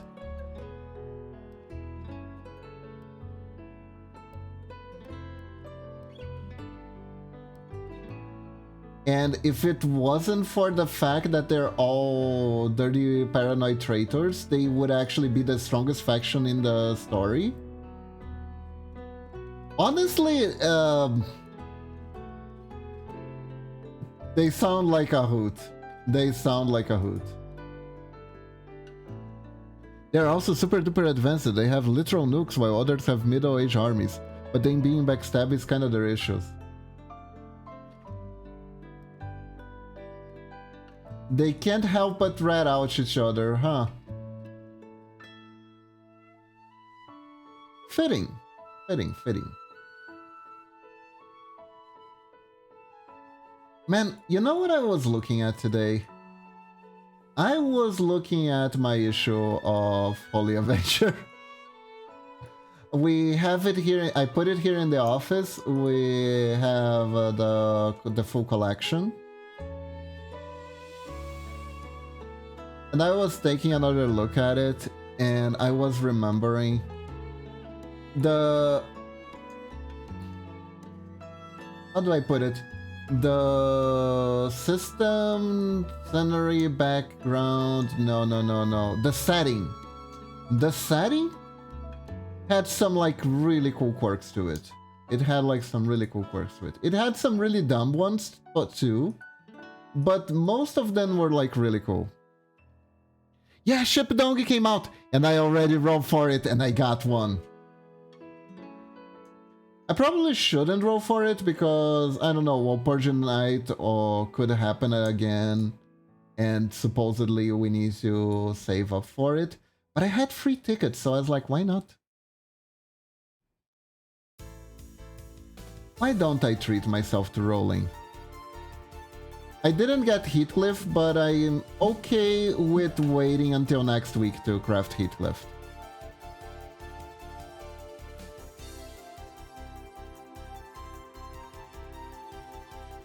She sings pretty good. I only got to like try her out for exactly one trial run, but she seemed to be doing her job well. Which is smack people in the face.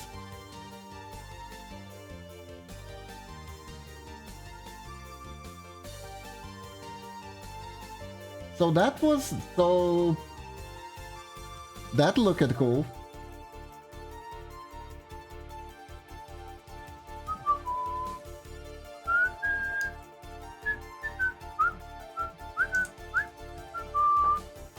Oh, okay, everyone, we're gonna take a quick break. I'm gonna go grab something to eat, and I'll be right back, okay? BRB, BRB. She is Momochi! Also, Momochi told me I'm supposed to take a break now, so BRB.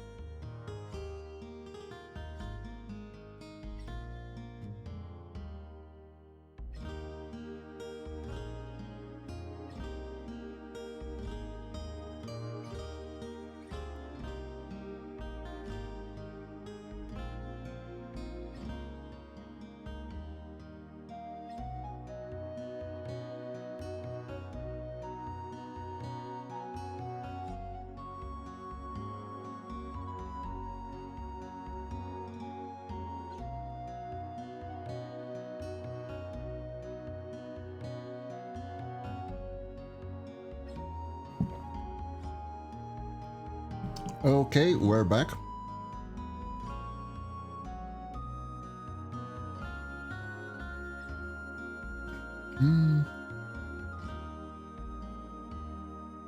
Delicious.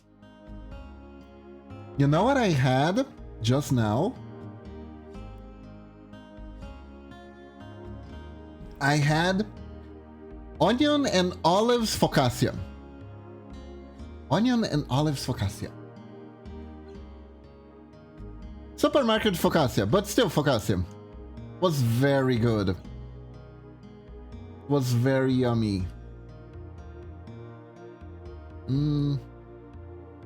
Wish I could give you some ninjalings, but you know how it is. The internet isn't that advanced yet. You know, that's actually like the next thing. That's actually the next thing.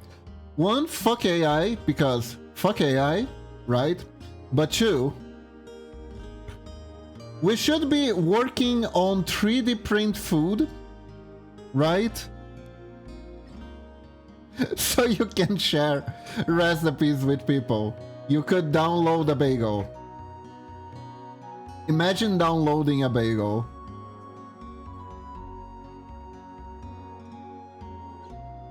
I mean, it would probably have like a quality inferior to microwaved food, but still, would be something.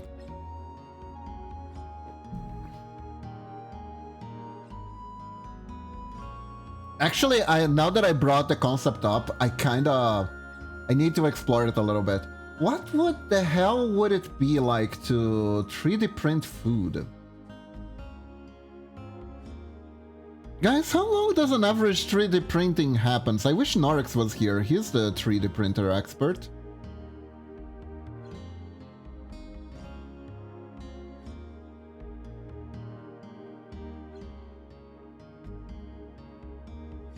Because I think it takes a long time, right? Can you imagine you try to print a pizza and it takes about as much as regular 3D printing? Oh no, that would be terrible. That wouldn't work at all. It would be pretty funny though. Anyways.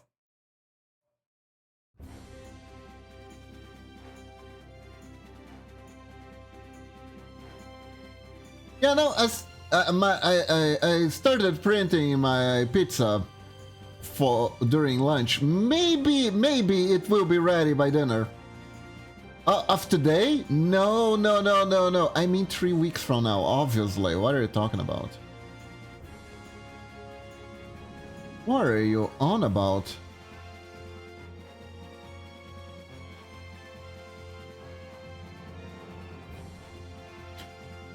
So, how does it taste? It tastes like the cheese from...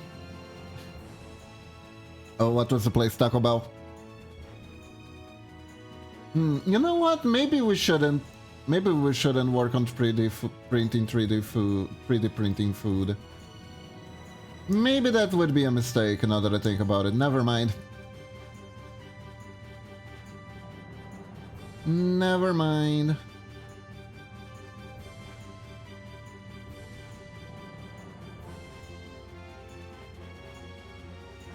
I'm back with miso soup. Miso soup is great. It's been a while since I had some.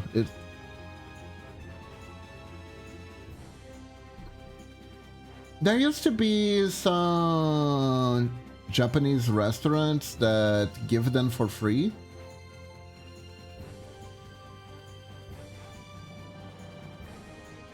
They're not giving it for free anymore, I don't think.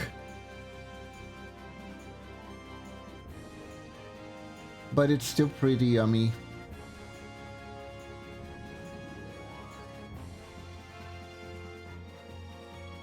The one I had wasn't miso. Back at Momochi's grandparents' place, right?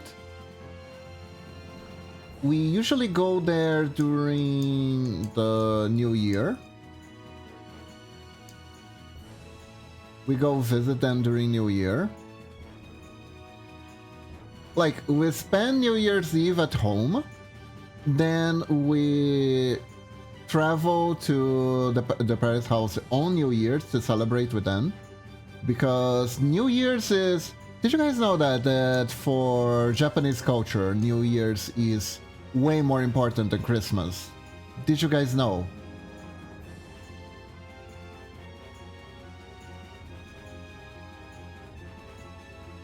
The family gathering... It's... Now that I think about it, right? Huh. This isn't universal, actually. Hold up. Yeah, it's kind of weird for us, but here we are. Now that I think about it, which family gathering is more important for... I mean, other way, it's weird for them, so yeah. No, but now that I'm thinking about it, like, the holidays... I think the importance of the holidays is variable from country to country. If I'm not mistaken, and I could be wrong here, not that Christmas isn't extremely important in the US, it absolutely is. But like, the family gathering holiday is not Christmas. Christmas is your core, it's a core family holiday, right? The family gathering holiday for the US would be Thanksgiving, right? But here in Brazil, the family gathering holiday is Christmas, because we don't have Thanksgiving at all. While during New Year's Eve, it's more of a party holiday, I wanna say. You don't like gather your whole family, it's more your immediate family, or you go out to New Year's parties to celebrate.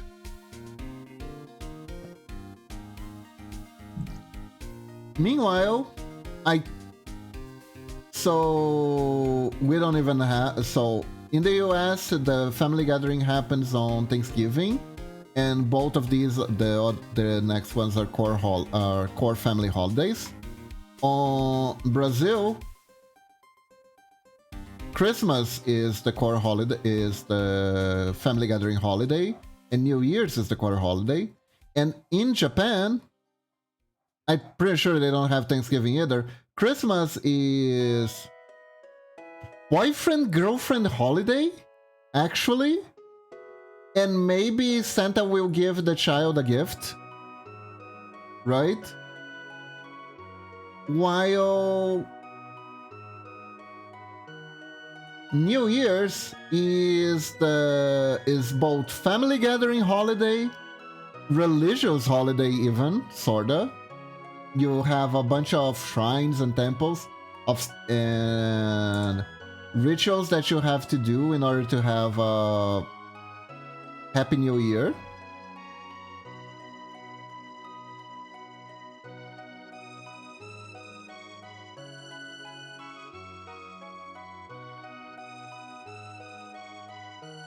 And other than that, does a small shrine with Brazilian Miko count for worship? I mean, depends on what you're worshipping, I guess so.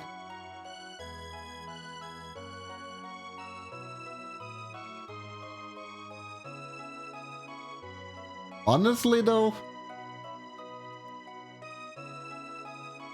much like in Warhammer 40k, I do believe that the power of fate alone is more powerful than what you're praying to.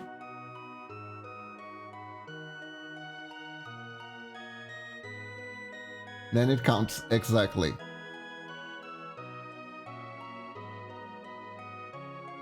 Aha! Straight pixels. Let me terminate them. I knew they were hiding. Lurking, mocking me. Not anymore. Not anymore.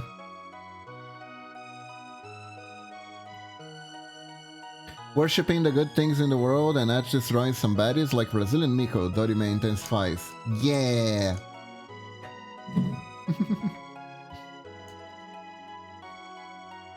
I don't know if you watch Porcelain Maid, but Joel, aka Porcelain Maid, did like a Brazilian food tasting, right? And they got this Brazilian porcelain made art that they would put on string all the time. It was really funny.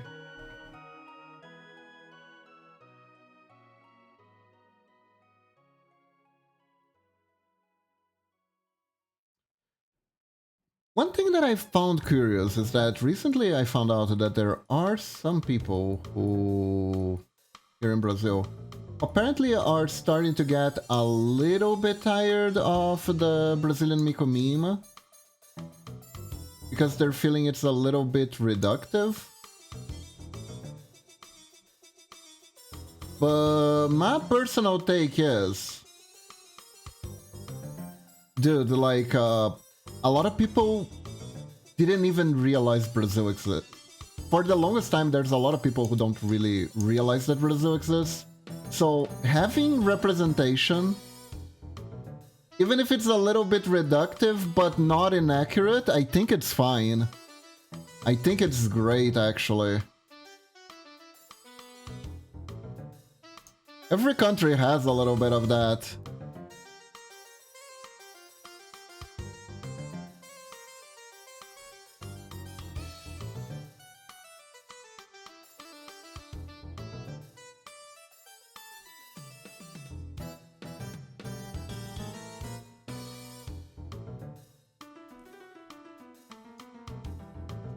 So yeah. Personally, I love the Brazilian Miko meme. I wanna feed Kiba and Momochi Swiss cheese until they are all round and ship it out. Oh, I like Swiss cheese. I like Swiss cheese. I do.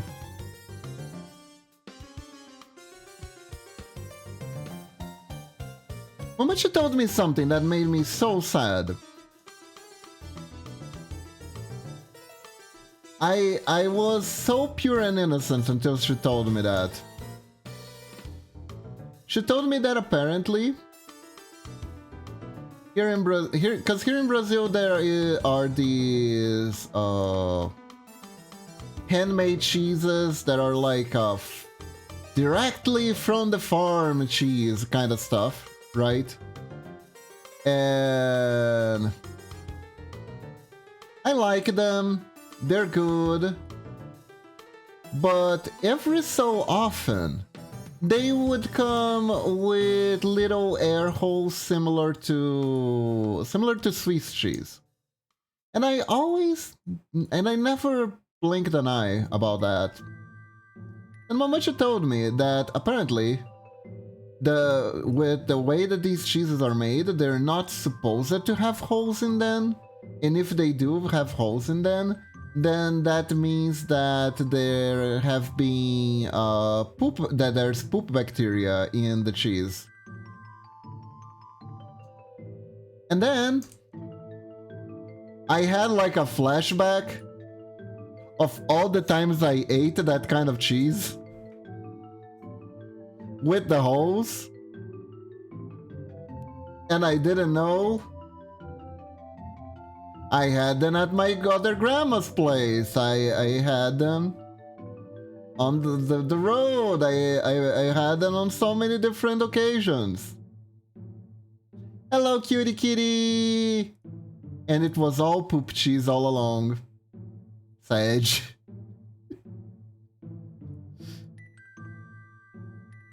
Hello, how are you doing? Hope you're doing good today.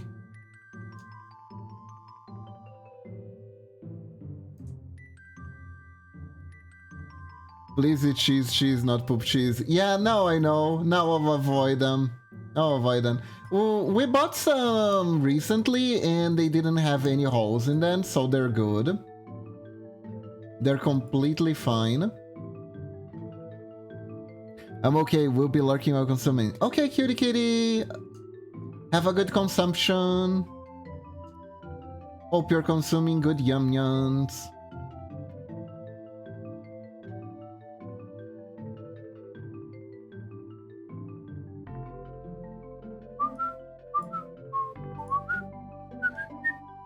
god, I love the music of this game so much.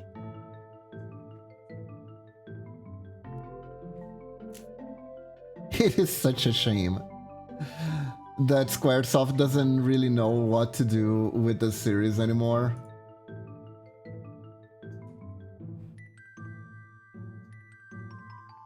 The original games were so good. You know what? That's a lie. That's a lie.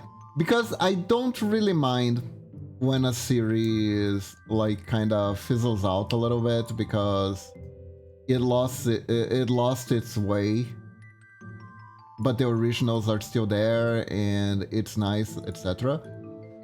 What is annoying is that they do know what to do.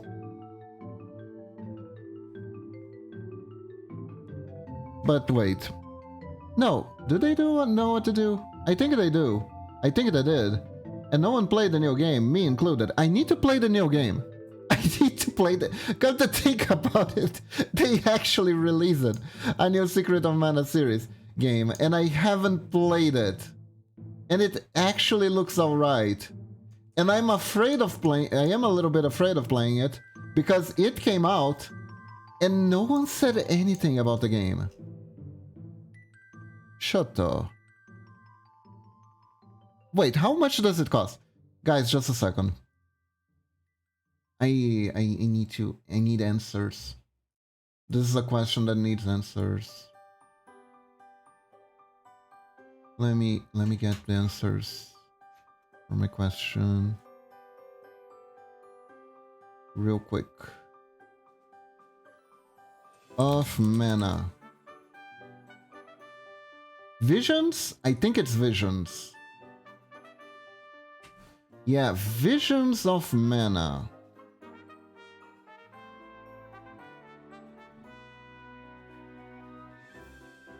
I need to play this. I need to play this. Look at this. You can ride a fluffy woeful on verdant fields. I need to play this. What the heck? How much does it cost?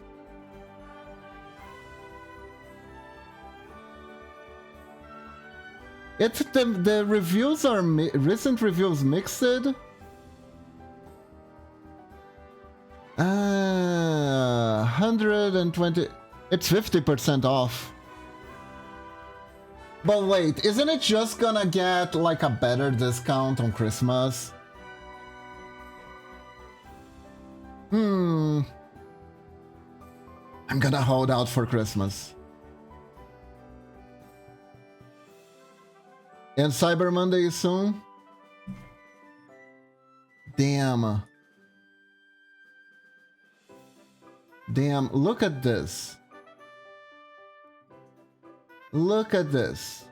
You got a lady that's not wearing pants, shooting lasers at a weird biblical angel thing. And she's got cute purple hair. This looks good.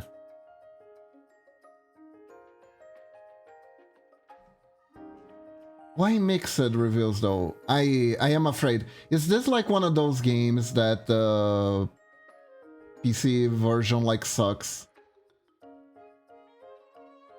That could be a thing though.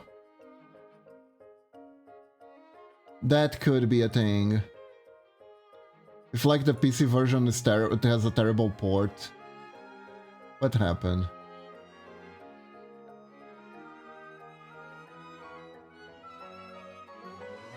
I heard lady not wearing pants and not that. She looks like she has a bulge. Maybe she does. You don't know?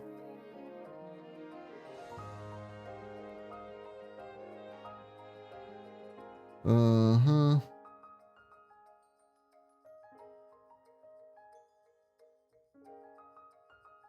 Blah, blah, blah, blah. Okay, so no one is talking about optimization, so whatever the hell they're whining about, they can probably deal with. Whatever the hell. they're talking about they can deal with.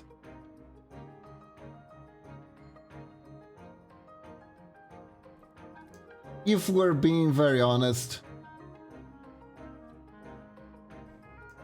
I just invalidated my whole argument, by the way. I just need to play the game, honestly. I just need to play the game. I saw people complaining about a battle system that might be too slow, and I'm like, I played worse. I don't care. It's as long as it's fun and it's capturing the vibes of the original games well enough, it's good. Honestly, as long as it's about as decent as Trials of Mana, I'm happy. I'm like, if it's similar to Trials of Mana, I would actually just be super happy. Because Trials of Mana was like the best thing they did modernizing the Mana series. And for the longest time, this has been a series that was on that went away on a lifelong discovery journey. Cause it kinda had a similar issue to Paper Mario as a genre. Okay, cuties, gotta hop off. Alright, Medina, have a good one. Where like when the series started, it was known for exactly one thing. But then other games came that kinda did what the series wanted to do, and they gave priority to those series instead of continuing with the Mana series.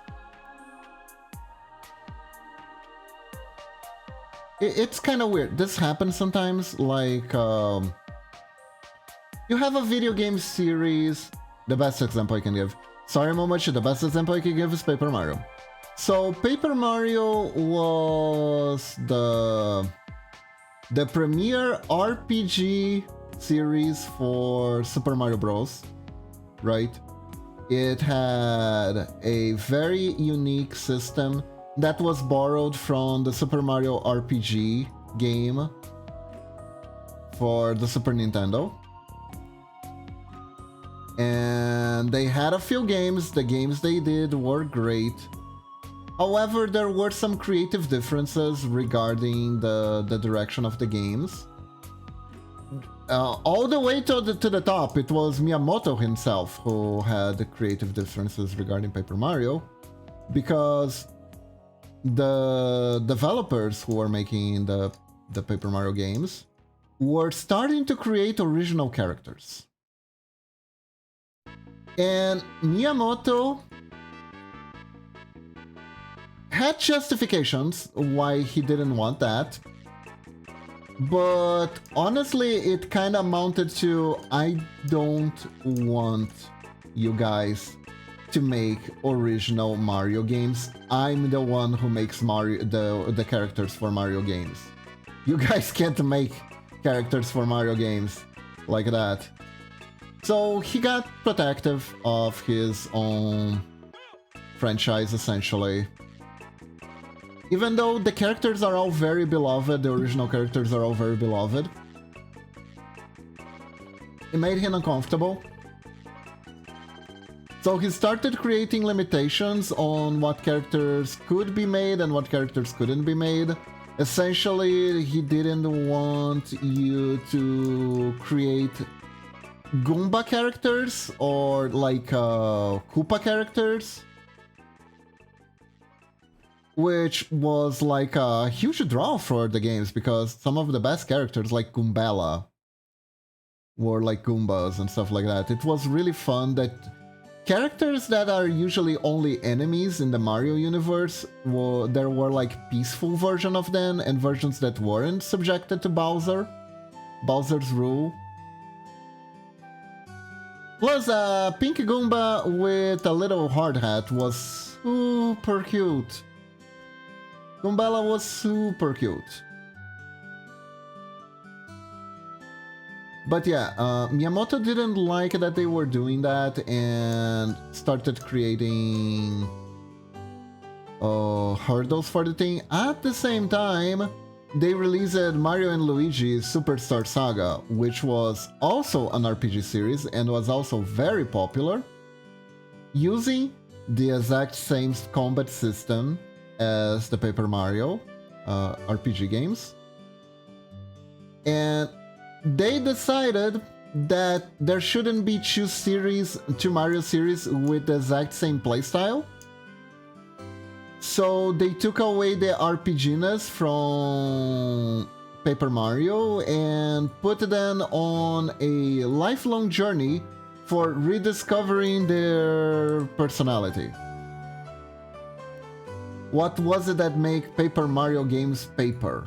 So they tried making a platformer that used elements of paperness to it.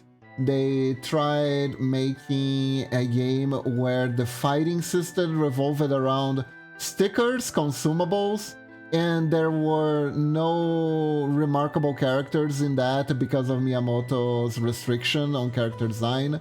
And that game was like Super Sticker Saga or something, and Momochi wanted to throw that game on a wall, and that's kind of how I know it was pretty bad.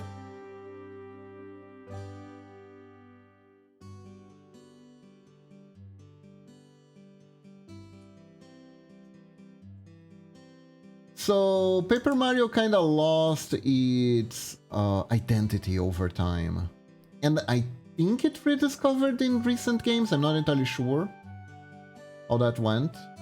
I hope they did. It's a cute art style.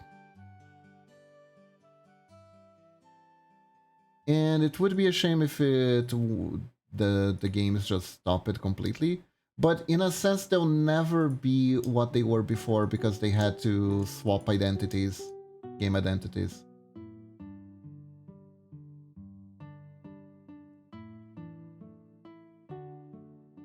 Due to Miyamoto's own issues with the games. But anyways, they had a Dark Peach, guys. They had a Dark Peach. She was a hottie and a baddie.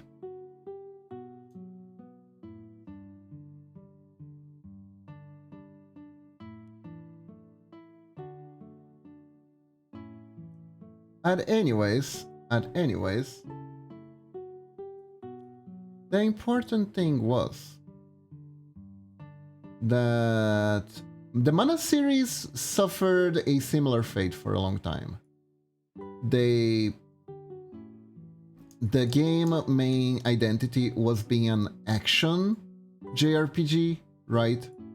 It had a system that, while not perfect, was very refreshing for its time, that it mixed like combat and menus, and it wasn't perfect, it lagged. Alright, Lunatic, go have nice Nini, go have a nice drinks, bye-bye. Wow, this music is very fitting.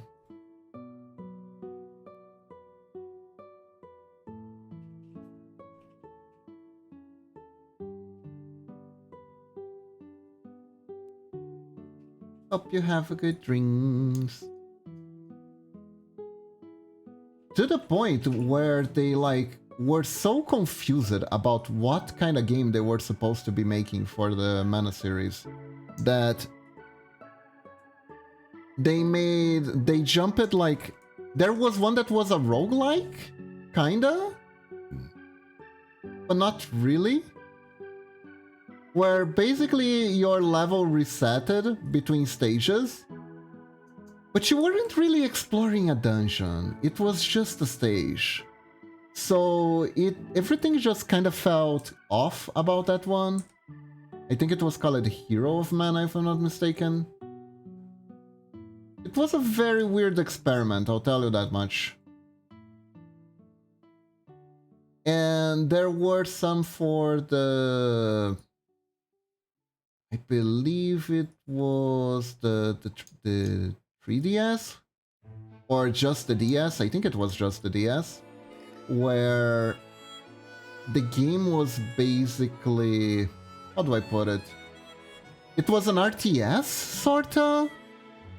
There was an RTS version of Secret of Mana that you had to play. And it was an RTS, but it was a single character shoe.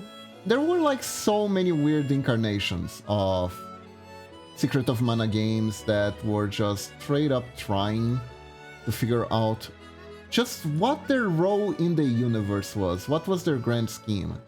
And ironically, they figured out what was the best game identity during the remakes. There was a time where they were like, hey, let's remake the first game. Let's remake Trials of Mana. No, not Trials. Let's remake Secret of Mana. Which wasn't the first game, actually. The first game was for Game Boy. But no one really remembers that game as much. And I still haven't played it. And I kind of want to play it on stream because it's like a kind of a janky Game Boy game. It would be probably pretty fun to play. I have it. I have it on my Switch, actually. I have a collection that has all the classics Mana games. So we could actually play that one. I never really played it to the end. It would be pretty interesting. But they decided to make the remake for Secret of Mana.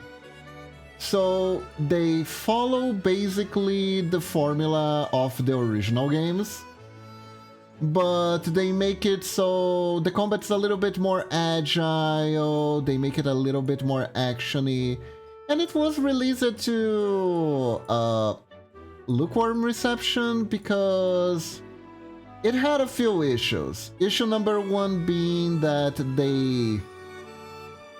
they kind of like, okay, let's modernize this retro Super Nintendo game and bring it all the way to the high advanced age of PlayStation 2. Release date.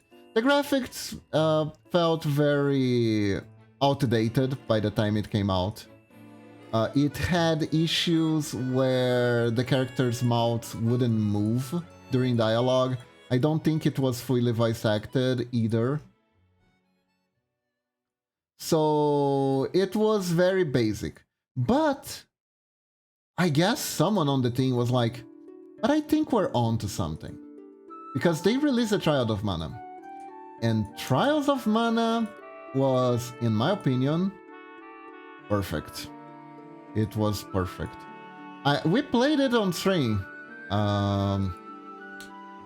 before. We played it a lot, actually. And it's a fun game. It's a fun action game. It has the RPG elements.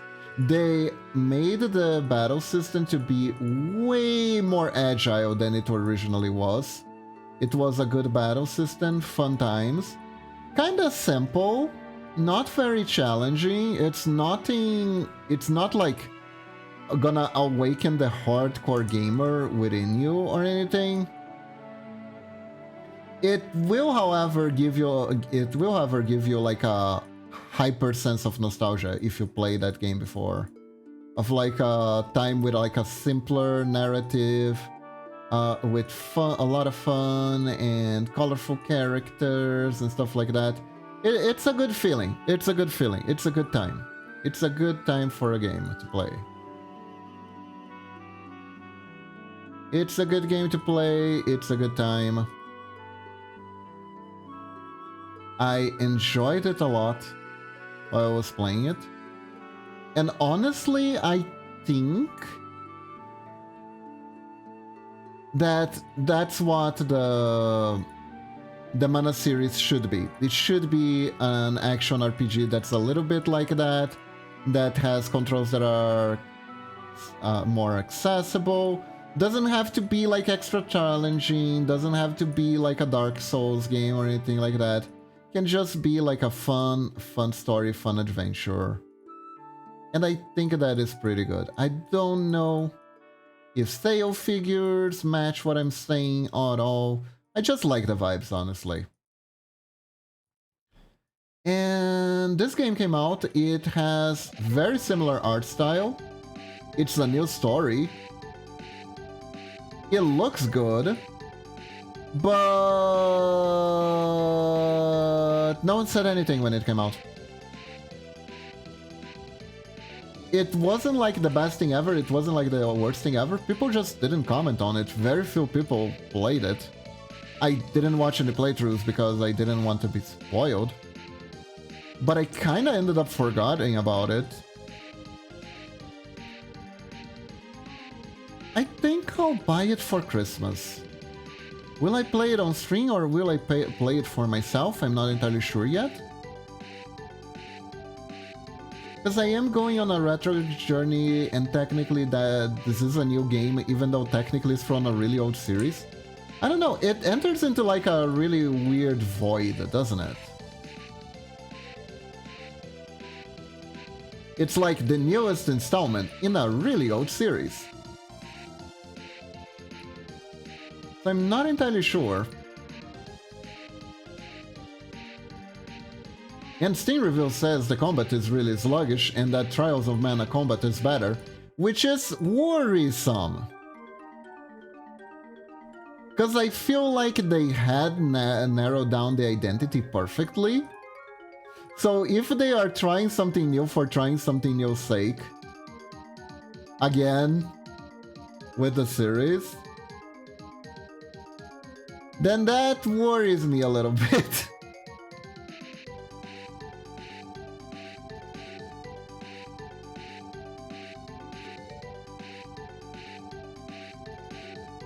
But you know what is the greatest video game series that has identity issues? Sonic. It's Sonic.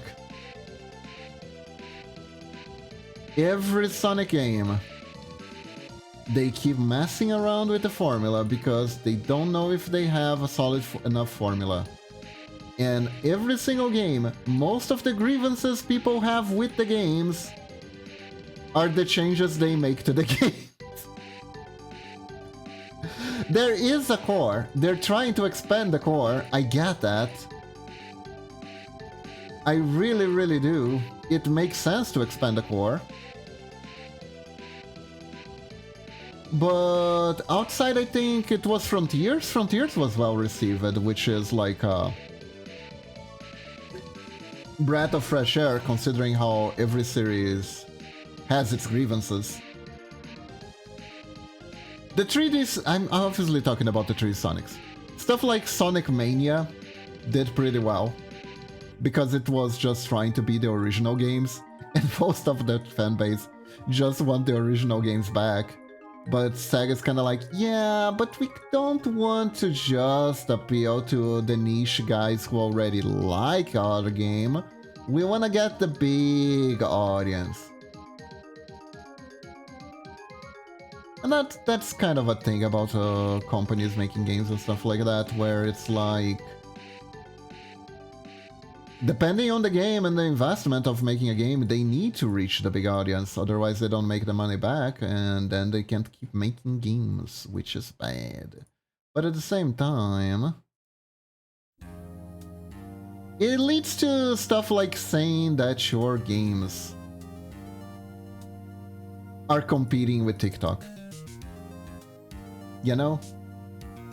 That's where that road leads. This is why that happened.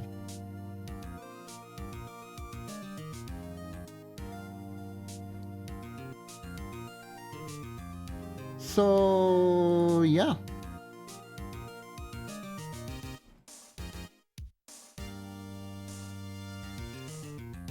I think Frontiers was well received though. I think Frontiers, because Frontiers, they kept the gimmick to the fact that it was the game is kinda on an open world, right? But other than that, Sonic plays like Sonic should play. And honestly, Even though the controls can be janky sometimes with Sonic being a little bit too fast, it feels good. It feels good to be a blue hedgehog that can go at ludicrous speed, running around everywhere and climbing up ceilings just because he's really fast and he managed to G-gravity his way up there. It feels good, it's fun. It's fun to just take your time in a 3D Sonic game to just bounce around a little bit without even caring about completing any stages or anything. It feels good. It's where Sonic games shine the most, really. And I guess that worked really well for the 3D environment. I haven't played it yet, so I can't really say for sure. But it does seem like a good idea. Give the Sonic fan a huge playground where they can be Sonic as much as they want and bounce around as much as they want. That sounds like it can't go wrong. Unlike, you know, turning Sonic into a hedgehog with stretchy powers, so you can finally fulfill your Omegaverse One Piece fantasy once and for all. Damn. Damn, Sonic Unleashed was a masterpiece, actually. You get to fulfill your Omegaverse One Piece Sonic / Sonic fanfic at the same time. That's so much value. That is so much value. And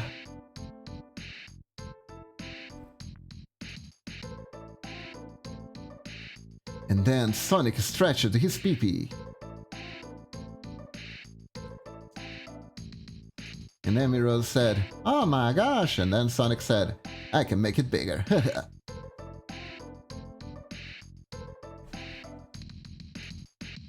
You know what? Let's not go there. Anyways.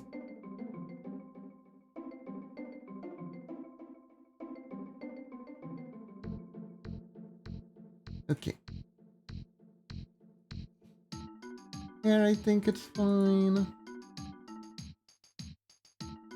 Yeah, this is very slow. I don't think there's any need to make the hair movement too much. Swish, swish, swish, swish.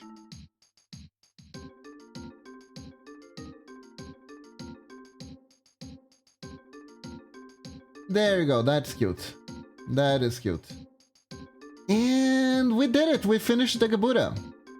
We finished the Gabura. Now we need to do the sword.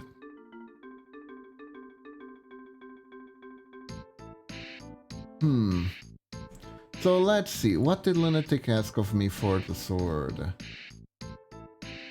Enemy Cry Sword's dead. Infested will probably work. Okay, so we have two possible ideations for the sword. The sword on the back or the sword on the front. Either way, the sword is gonna be very, very big. So I'm gonna open a new Ninjaling file. The one for the hat specifically.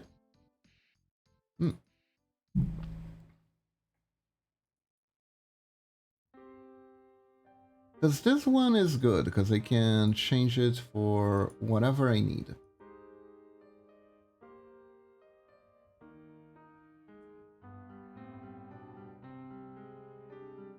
Because the sword is huge. It is a big sword. The sword is so big that technically the sprite doesn't even make sense.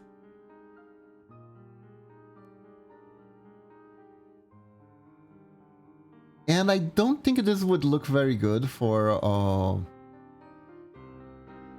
Ortingus, so let's see, we're gonna have to make it more stretched out. Man, when I first saw the sword in Library of Ruina. I had no idea the sword was like related to abnormalities in a direct way.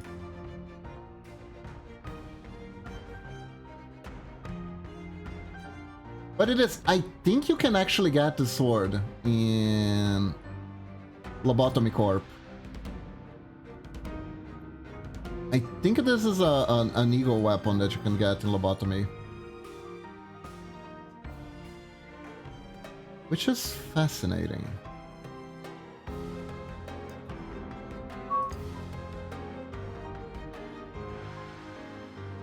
So maybe like this.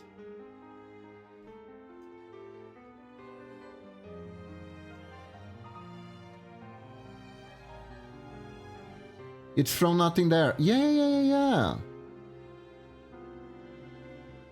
I didn't know that at first. I was just like, oh, this is a cool looking sword. Kinda reminds me of Nightmare swords from Soul Calibur. But that's about it.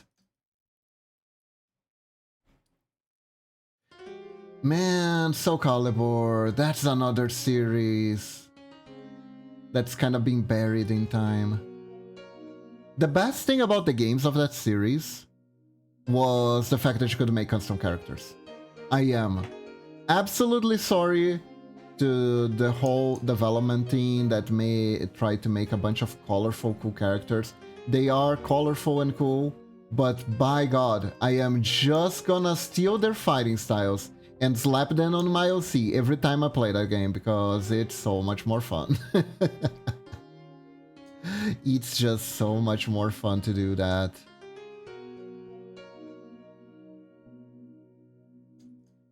I used to do Ragnarok Online OCs in that thing. And they worked pretty well.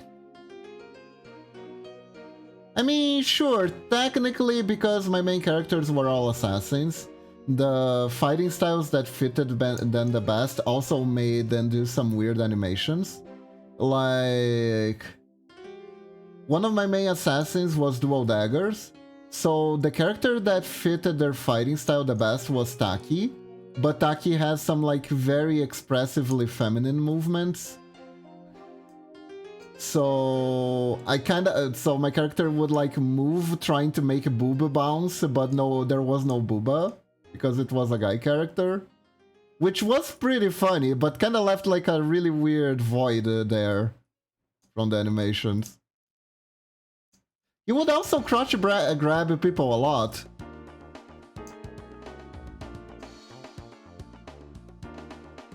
Which honestly, regardless of the gender, is a little bit weird that you're doing that. But if you're a guy doing that, you're way more exposed to counterattack, you know what I mean? Welcome back, cutie kitty! I was talking about crotch grabs in video games. Sorta.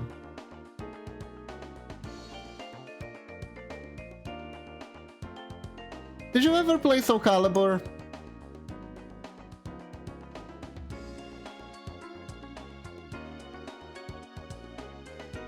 There's a character called Taki. She's a ninja, and she's really, really cool.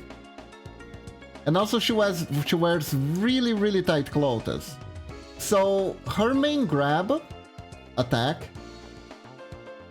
she will wrap her legs around the, I think, behind the guy's neck, right? Climb on him and then do like a little slice. So she kind of grabs you with her coochie.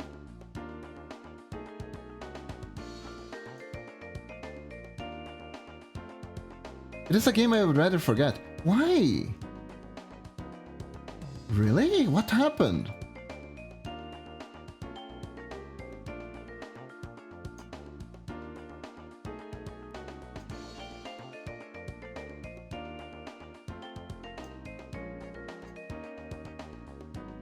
The evolution of the series disappoints you or something? Well, if you don't feel like you don't want to talk about it,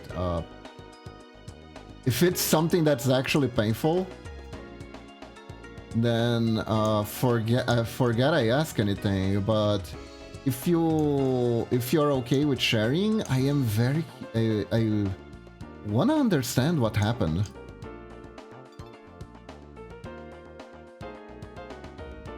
Interesting. Huh.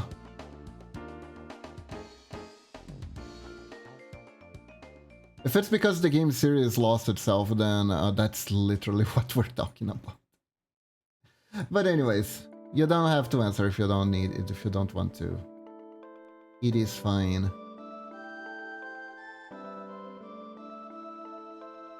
So, well, I was young and pre-transition, and I was with a girl back then. And the day she broke up, I asked her at her place if I could stay a little longer to play Soul Calibur. Ah, I see. Showing priorities, I understand.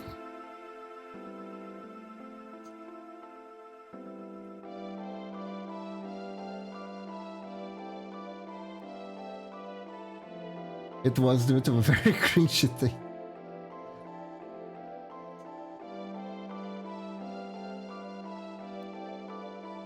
Honestly though,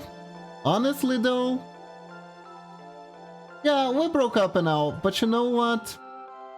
Video games. We can still play video games, right? It's... Look, I have priorities. Don't we all? Don't we all?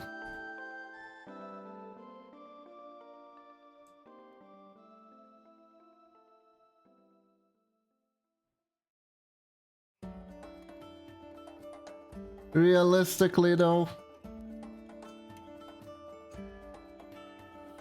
And honestly, I don't know how old you were, but you were younger than you are now. And when we're younger, we do cringy stuff. Being cringe is how you find yourself, honestly. 17, that is peak cringe age. That is peak cringe age. Don't worry about it. It honestly, it would be cringier if you didn't do something cringy at that age. Because then it's like, what the hell are you even doing? Do you even get out? Right? Do you even get out of the house if you're not doing something cringy at 17? How can you not be cringy at 17? You can be cringy inside your home, you know? You're kinda cringy by existing. You're 17. It's normal. Your brain is actually forcing you to cringe hard as possible, so you can figure out where you fit in society and what are the limits of the society you're in.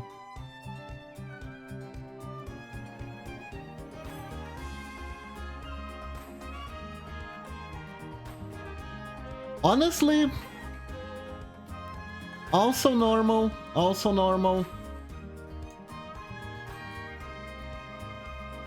Look, you were chronically glued to your PC, but you had a girlfriend at the age of 17. That is... Look, I only had a date when I met Momoshi, and I was already mid-20s. My first date was in my mid-20s. So, honestly, as far as I'm concerned, you were ahead of me.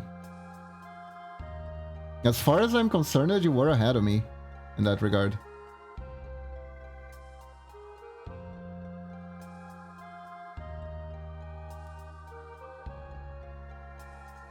I'm pretty sure I was cringer. For 3 years and 9 months, I still don't know why I remember that, but yeah. Wow, and it lasts a long time too. That's awesome. Like, honestly, the only person that I know of that still dates the person they met when they were a teenager that I know of is Milia. That is not a rule. That is absolutely an exception.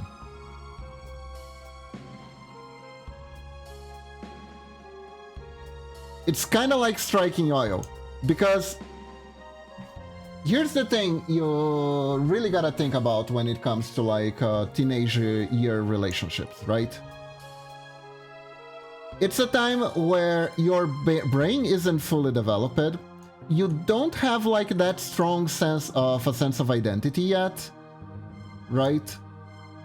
So how would you know that the person that's in front of you is really good for you, right?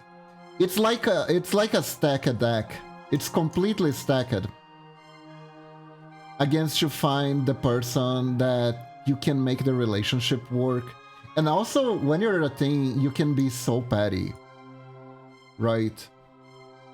You're still figuring out yourself, you're still figuring out your limits, you're a little bit more selfish by nature because of that. It is so normal. It is so normal.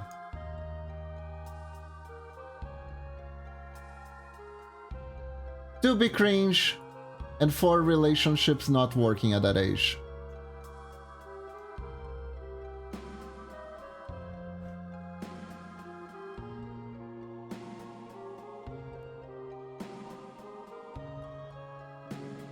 So honestly, there is nothing to be ashamed of, personally.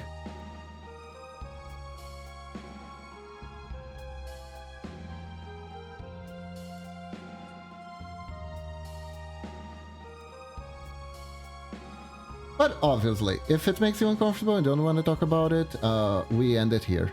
I also tried to set up a doshinshi, not sure how to spell it. Doshinshi, and now I don't know either. And then after that, I got into a relationship that lasted 3 months, but burned very hot and bright, but burned up quickly. I hear those are the one that like the more intense the relationship, the faster it burns out.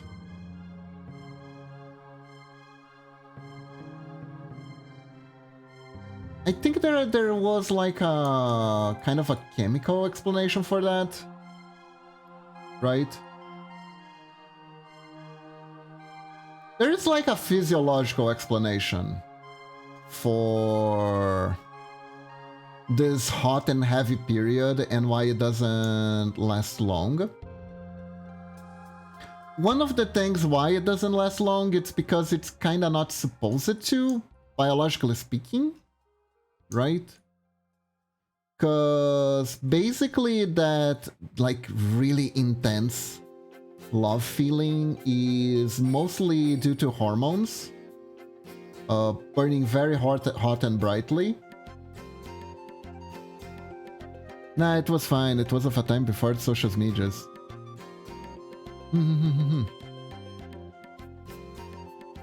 I see. But yeah. And that actually takes a toll on your health. It actually does. It actually does. Being in love actually takes a toll on your health if it's like a too intense love. It's like you kind of don't function 100% properly, like you're always thinking about the person. It costs you sleep sometimes. You can't sleep properly because you're obsessing with the person, stuff like that, right? Heart rate gets increased too. There's a bunch of like factors. And it's like it's set up as a temporary thing, really, because the body can't really sustain it, you know? So then it stops. Here in Brazil, at least, this is how I was taught. I'm not entirely sure. I was in a Catholic school, so that does affect some of the things that I say every so often. Because I filtered some of the good stuff. It wasn't all bad. There was some like good stuff in there. When they weren't threatening us with hell and stuff like that, there were some good stuff. One of the things was that the idea that there's basically two types of love. There is paixão, and there is actual love. And passion is what you get at the start of the relationship, where everything is new and exciting, and you get the feeling, you get the body reinforcement to keep seeing that person more and more and more, right? I do think that it's also a primal thing in the sense that during those times you can spread your seed. Yeah, absolutely.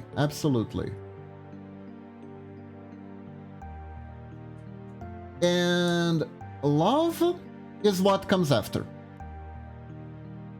Because after all the positive dopamine reinforcement is gone, after all that thing is calm down, like you can still feel attraction for your partner, absolutely. But after like the initial rush calms down, if you look to your side and you're still like, yeah, this is a person I want to keep in my life. This truly is a person that I want to keep in my life. This isn't just like a rush or something like that. That is love. That is love. Love is looking at your partner and being like, no, I want this person to be a part of my life. I want to build a life with this person. Whatever that entails to you, I want to build a life together with this person. That is love.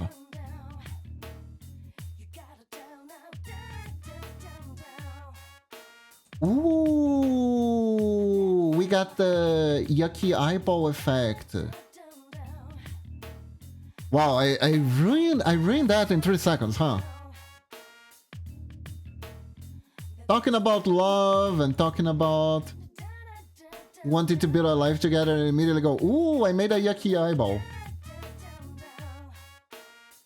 Yeah, but those things primal said in the sense that those times you can spread your seed and basically reproduce as much as possible. True. It is kind of interesting though. There is an anthropology field that kind of studies a little bit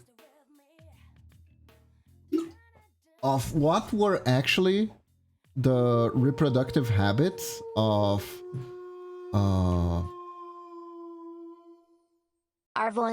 Stone Age, essentially. Stone Age humans, right?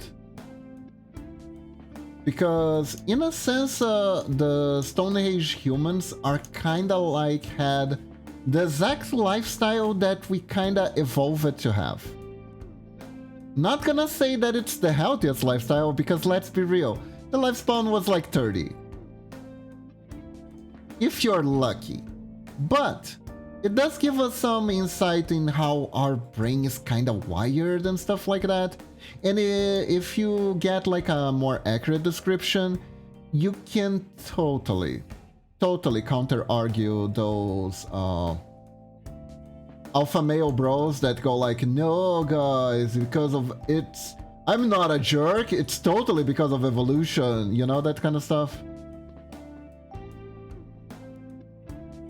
Because 9 out of 10 times they're so freaking wrong about everything. And it's kind of interesting because apparently, despite like having... So basically, young adults are unga bunga aurora. They absolutely are. They absolutely are. Teens are terrible. Young adults have figured a few things out, but not a whole lot.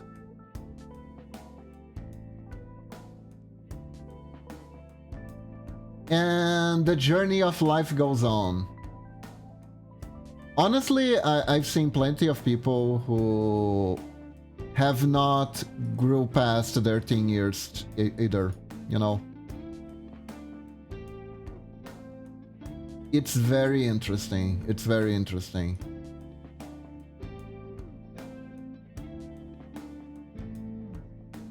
And honestly, one way to look at that is to be like, you know what? Growing up is hard. Growing up is hard.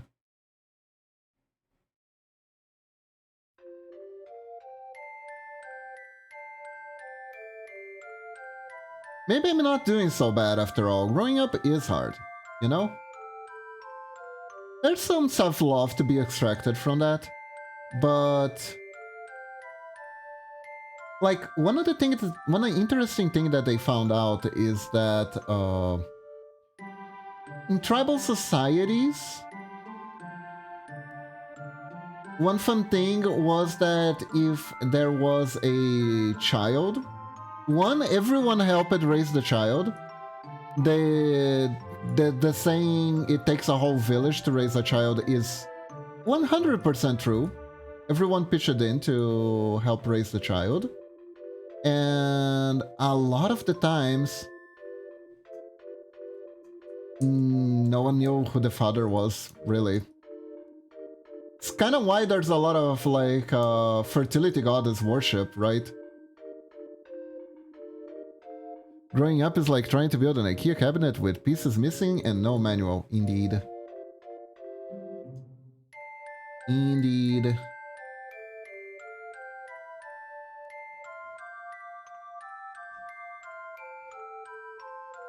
And the pieces you have for assembly varied very heavily depending on your environment too.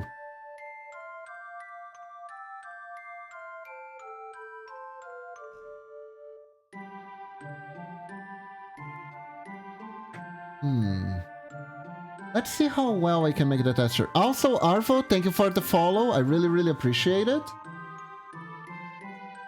And they didn't know where the child came from.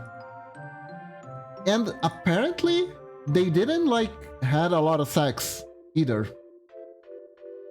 It was very sporadic when there was opportunities for reproduction. So it really wasn't like that, what a lot of people say it is, like, oh, and the women all stayed back having children all the time while the males went out to gather food and meat. For starters, we didn't really eat a lot of meat. Eating meat was...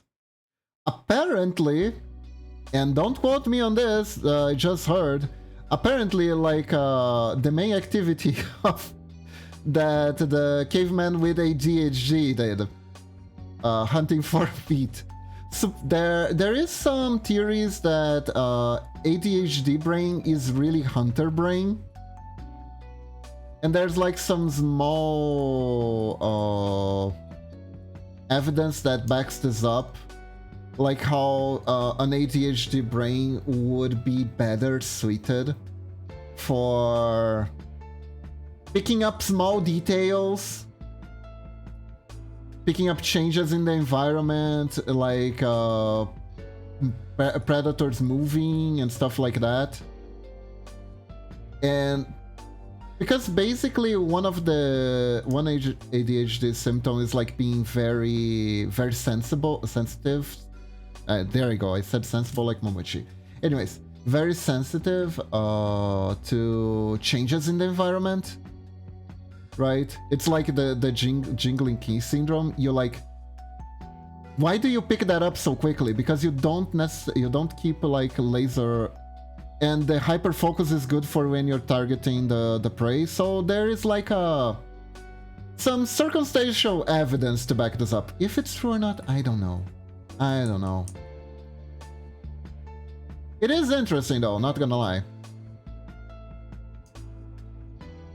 While the more considered neurotypical people who are more organized would be very good at collecting berries and building stuff, building huts and stuff like that, right?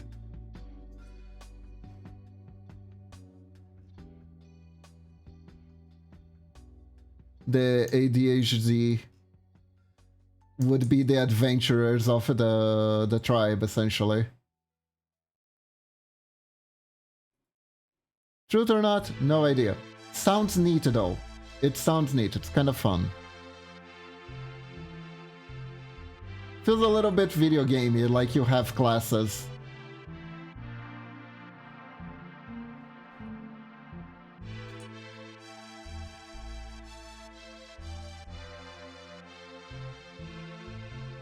But anyways, I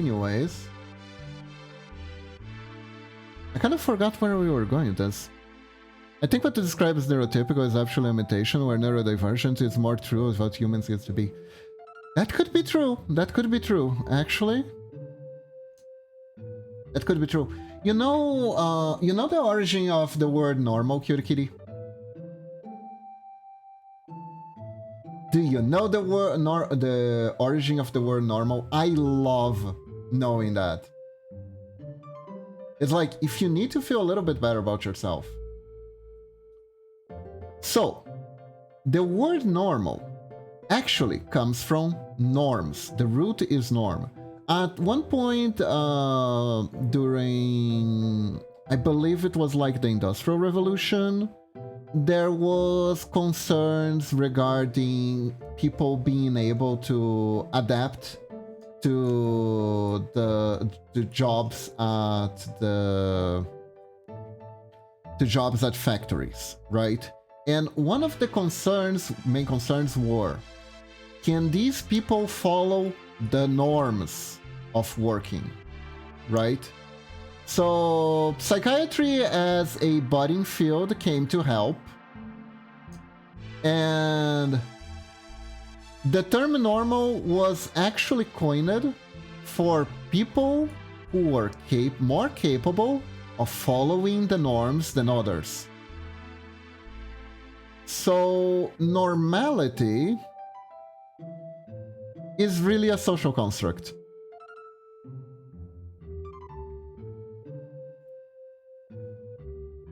It really is like valuing how well you perform in a factory environment more than anything.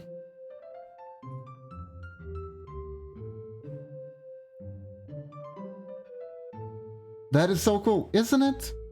Isn't it?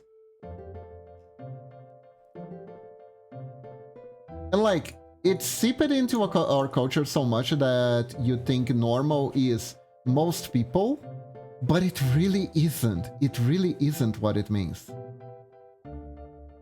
It's just that we normalize that most people should be able to follow the norms of working in these environments to a T, but that isn't even necessarily true. And you can tell that that's the case because when it comes to rich people, there isn't the opposite of normal, odd. It's called eccentric, right? It's such a cute word. But really it means I am not what you consider normal, but I have a lot of cash. In the sense that normal is actually a construct based on how well can follow the norm. Yeah, no, that is exactly what the word actually means. That is the original meaning that got lost because of how it ended up being used colloquially. But like, personally, I think words have power. I really, really do think words have power. And learning the words through meaning can give you like insight on stuff.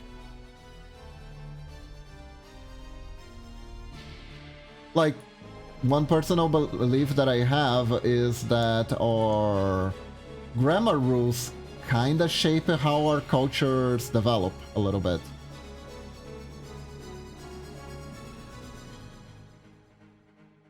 Is this true or not? I don't know. It's just a silly theory of mine.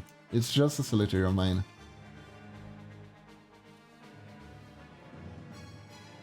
But it's kind of based off vibes, but at the same time, if I had to give like a proper justification for it, I would say that the way the grammar rules kind of shape a little bit of our culture, because a lot of our culture comes from how we communicate with each other. Side note, I like how Jujutsu Kaisen words that actually do have power. Yeah, this is actually part of, there is, I'm not entirely sure which part of Japanese culture that is a thing, But that is really a thing. You can see it. There is this anime called XX-holic that deals a lot with like supernatural stuff. And that's where I first got the idea of words have power. And then I kind of rationalized it a little bit in a way that could be used outside of esoteric meanings, right?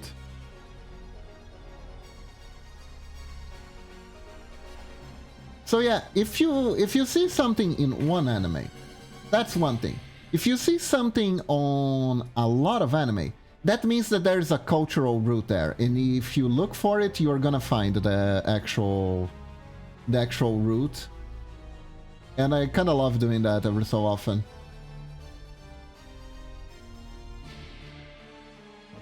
Oh my god, look at this sword. My only concern is I don't know if it's big enough, but I think it's pretty big and it's looking meaty. Yo, it looks meaty.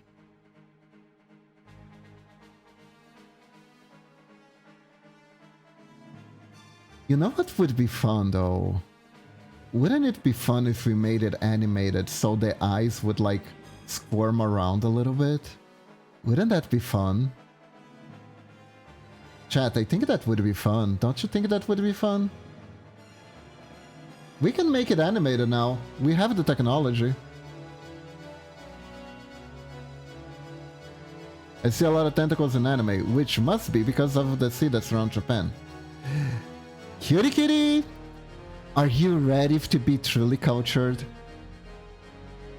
Are you ready to be truly cultured? Because I can give you all the answers that you seek. You are correct, but there is a greater reason. There's also a greater reason. The sea is definitely a part of it, but it's not the full story. Do you want the full story of why you see a lot of tentacles in anime? As I will absolutely give it to you. So, there was this very influential painter in Japan, and I need to find his name. Hold up. Japanese painter that made the waves. Hokusai! Kakushita Hokusai. So, it was recommended by Bob Black to a Christian to show that anime doesn't work. That's me. That is me. It's funny, but it's kind of me. I mean, technically speaking, Satanism kind of is part of Christianity, in a sense.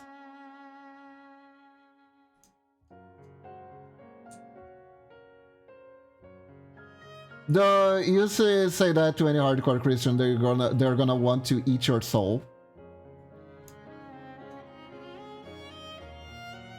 But historically, it is true. Okay, so Hakusai was this, like, one of the best painters that Japan ever had. You probably see these sea wave scrolls. Hokusai, yes, Hokusai. These beautiful sea wave scrolls. He was the one who made it. Hakusai is a vegetable. My bad. My bad. And the man was straight up a hikikomori.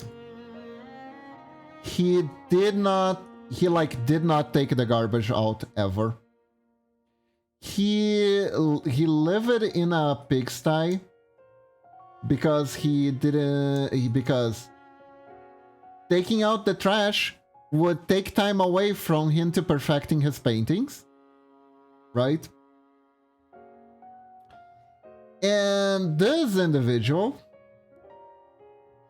once had a dream. He had a really strange dream. He dreamt a fisherman brought back an octopus in a pot to his wife. And now, I don't know if you know this, but this is how you fish for octopus in particularly Feudal Japan.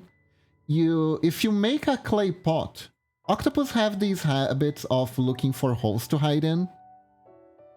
So you take these clay pots and you make them in the right shape. The octopus will come in, but the octopus won't come out when you pull it. So it's essentially an octopus trap, and that's how people got the takoyaki supply, essentially. So he dreamt that this fisherman fished an octopus out of the sea, brought it back to his wife. Then, while the fisherman went away, the octopus jumped out of the pot and did the deed with the wife. So he painted that. That's an actual painting. You can search on Google.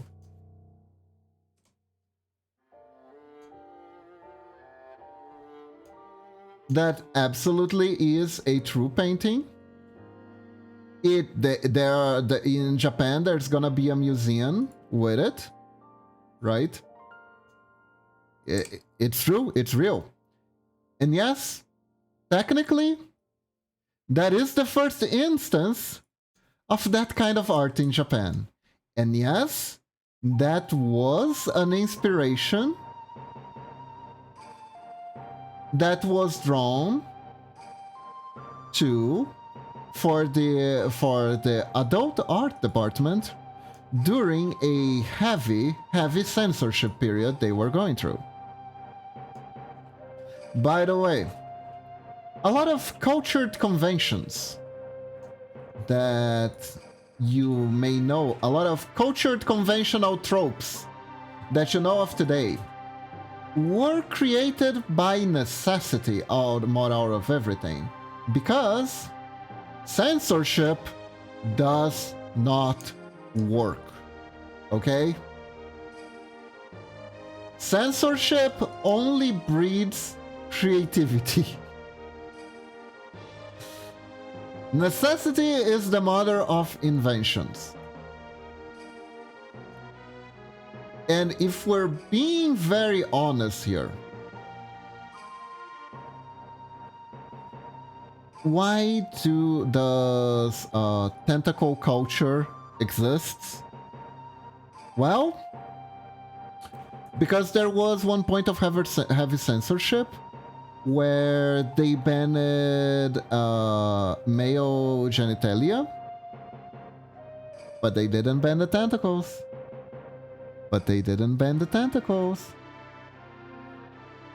So we can get around that restriction using tentacles.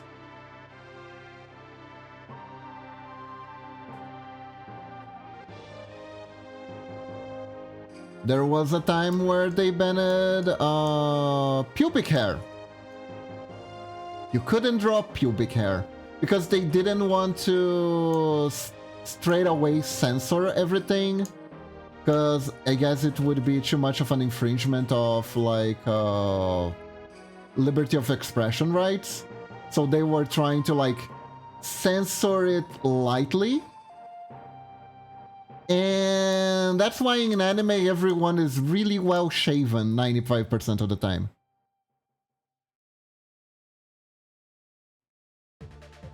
You should look up the bollock dagger of the phallic dagger. That is a name. That is a name. Okay, let's see.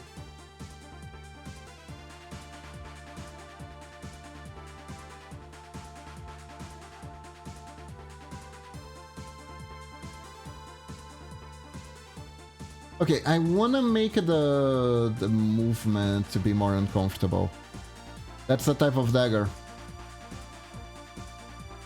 Please tell me it's not a castration dagger.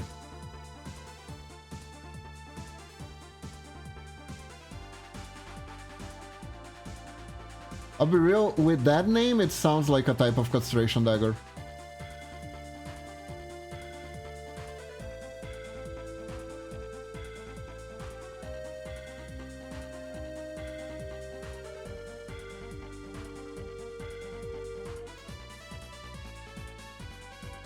No, but it was used during the medieval era a lot. Makes sense.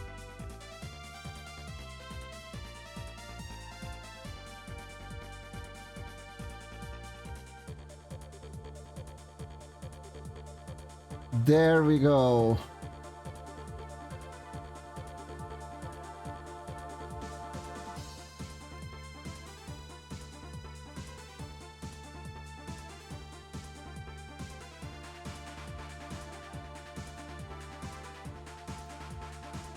Okay, that looks pretty cool. Think we're good here.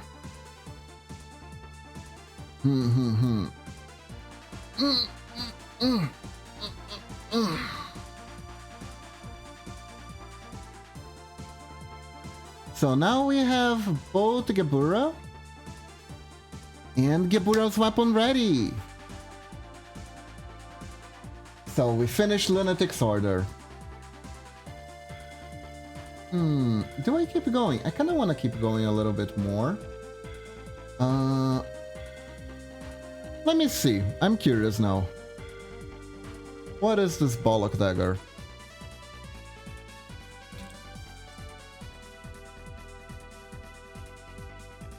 Oh! It literally has a pair of testicles.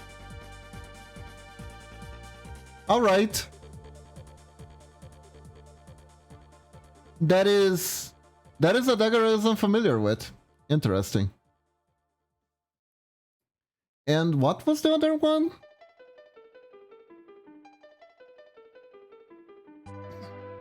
Phallic dagger. I think it's the same, right?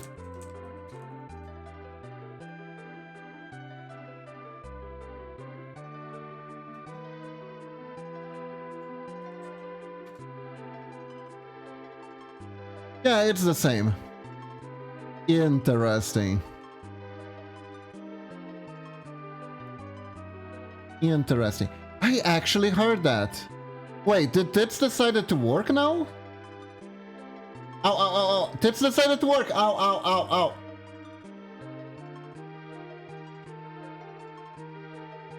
Yep, Tits is working. I have no idea. Hi Rose, welcome to the stream. How are you doing today? Welcome, welcome. Hope you're doing good.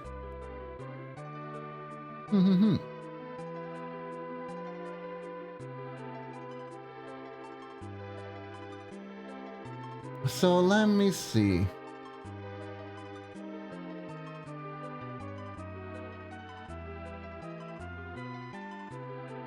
Yeah, I want to do that.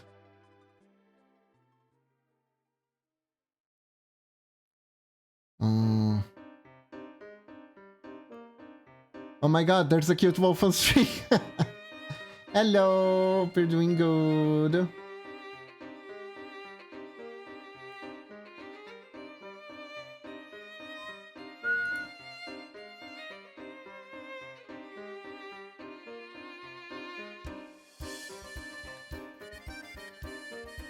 How are you today? Let me see. This. Okay. Ah, I'm doing okay-ish now. Still sick probably, but not. But for now, it's hiding. Ah, okay, okay, okay. Hope you get better soon, Rose.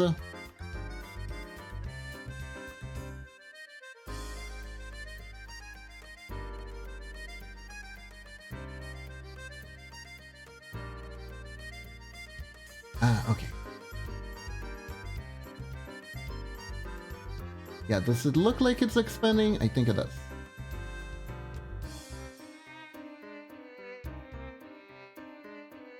We were talking about strange things from history.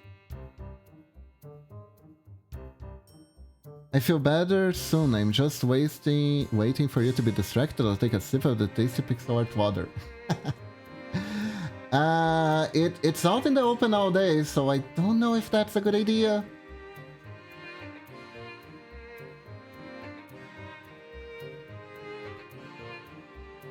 I think I make like drops. Water.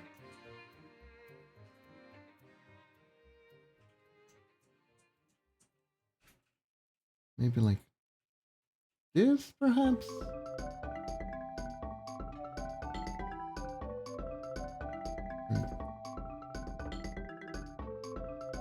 Your pixels are so great, I'm sure you'll be fine, or if I die, initially you'll know how to hide the body. Hey, don't die, don't die. Stay alive.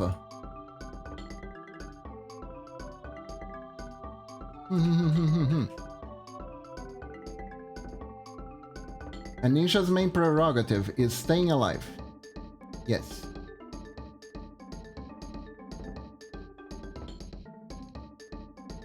Gonna lurk again and chill a bit? Alright! Thank you for the lurk, cutie kitty.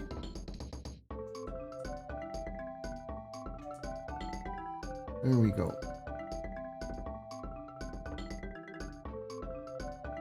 Man, I gotta remember to ask Whiskey if he would play the Harvester with me.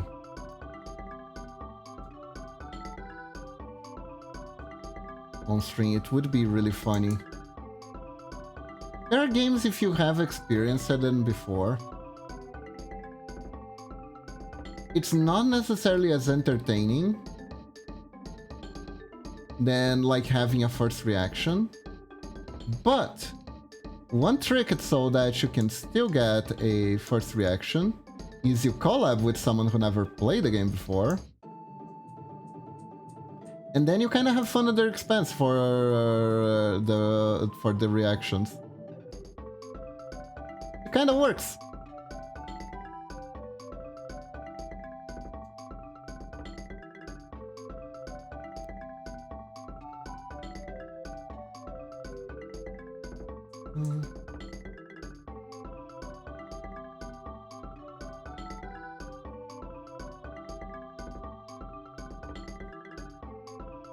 Yeah, speaking of kind of works, this kind of works.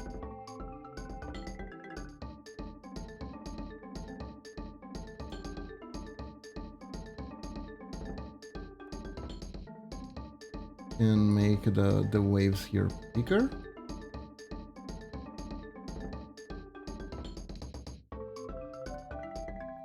Because of the fact that it's coming out of the water. And they would make ripples if that was the case.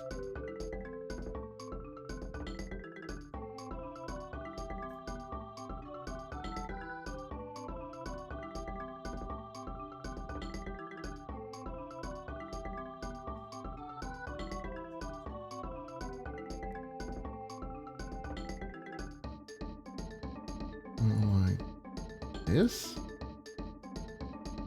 And there you go.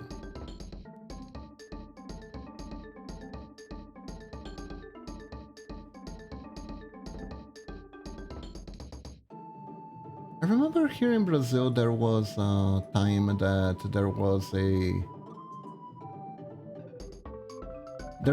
there's an actual published book on the story,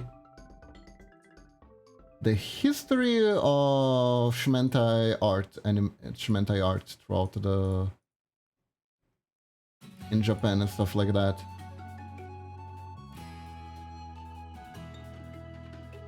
I never bought it though.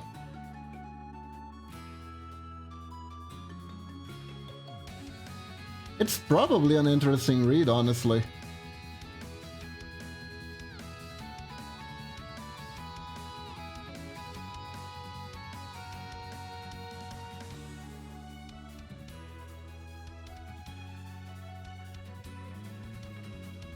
since it probably has all sort of like different stuff about it. And I can only imagine what kind of interesting curiosities there might be regarding it.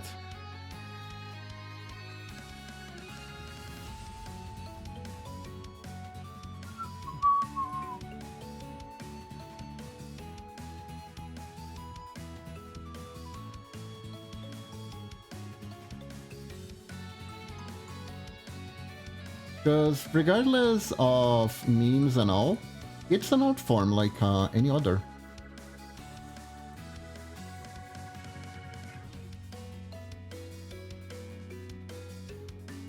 So it's gonna have its prominent actors in it, and the first guy who thought X was a good idea.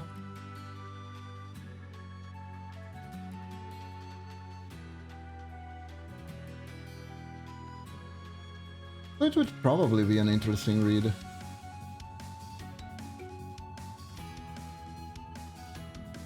Would truly be a most cultured read. I wonder if they still have it. But then again, it is one of those books that's not exactly...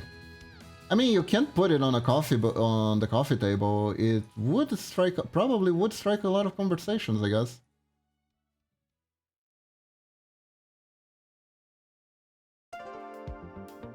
Let's see. Okay, that works. That works.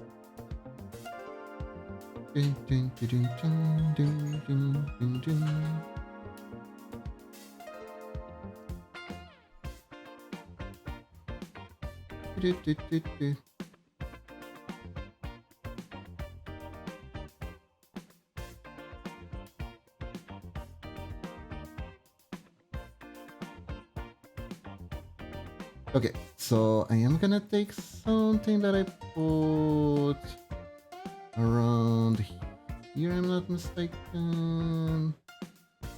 There we go. Making the clouds is a little bit of a pain, so I am absolutely going to borrow this one. And worst case scenario, we adapt.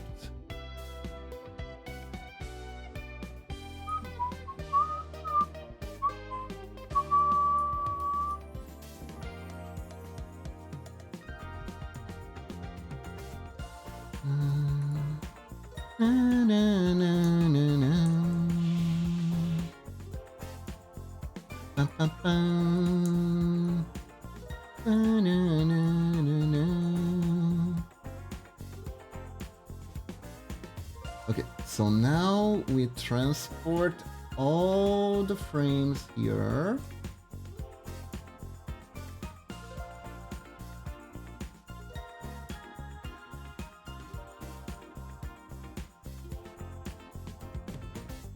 And now we fix it.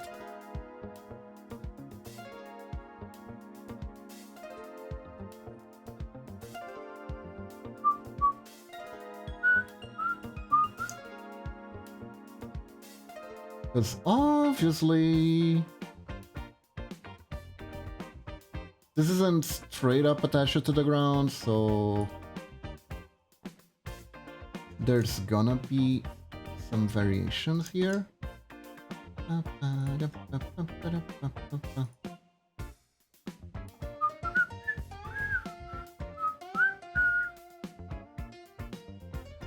And here.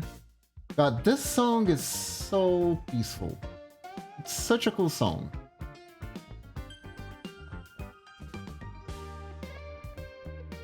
Makes sense since it's supposed to be the Heaven song, aka Tengoku.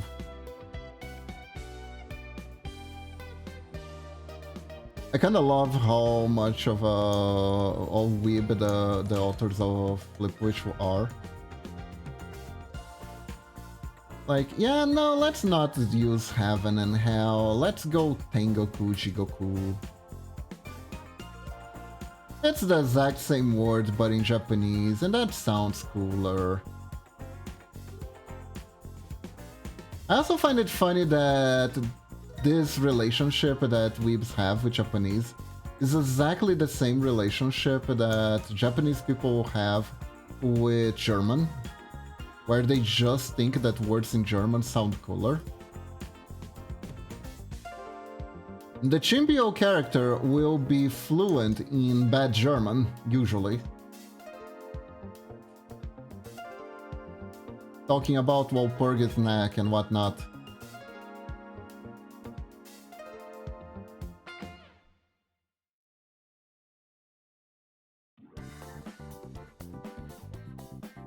We could make the clouds spread out a bit more. Like this. There we go.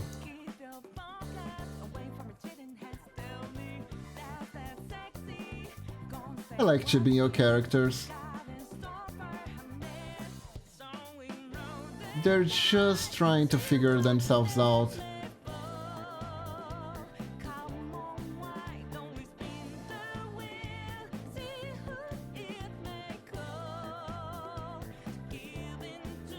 There was an anime where it was a bunch of cute girls who were all Chimbio, and there was this one guy who was like an ex-Chimbio who is trying to not be cringe anymore. He got through the phase, but he was apparently so cringe that he had a sort of a reputation that followed him, and the Chimbio girls want to basically drag him back into his old cringe self, or something like that. I don't remember the name of the anime. Has this one very moe girl with an eye patch in it though.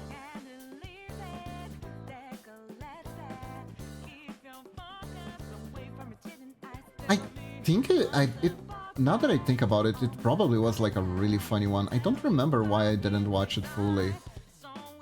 Might have been the art style, not entirely sure.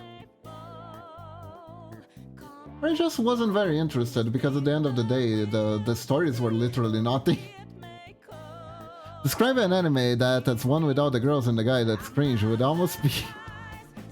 Hey, you what I need more info before I go into my mission. So, the girl had an eye patch?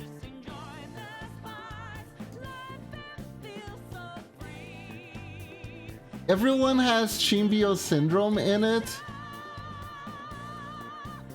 AKA, they keep saying that they're demon lords, right?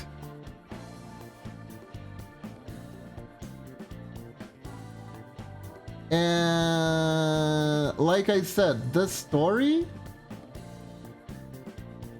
like, I'm not... Unfortunately, trying to describe the main character is gonna be fruitless because the main character is a young student with black hair. So...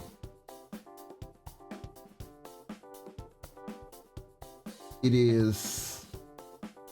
Thank you for the hydrate, Rose.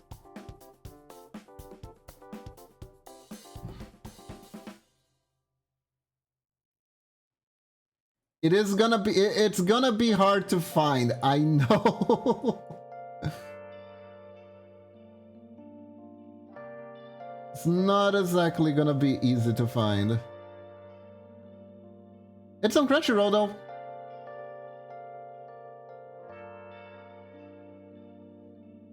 And it has the Chunimbyo syndrome in the title, so... Hold up, maybe I can actually find it, hold up.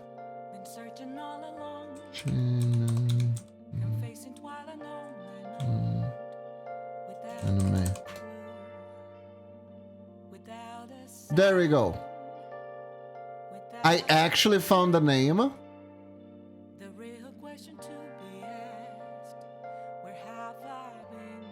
It's called Love, Chunibyo, and Other Delusions. Chunibyo Demo Koi ga Shitai. There you go. I actually found the I found the title and I even found the... I even found the poster with the main girl.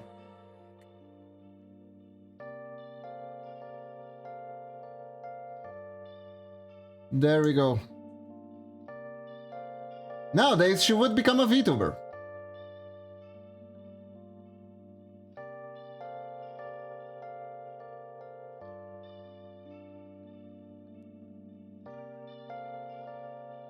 So that anime is literally I don't want to be cringe anymore. The anime. Nothing left to be found. A mirror right in front of me. That's where I found an empty glass, reflecting that's a truth. Okay, so I want to make the special effect for the kick to be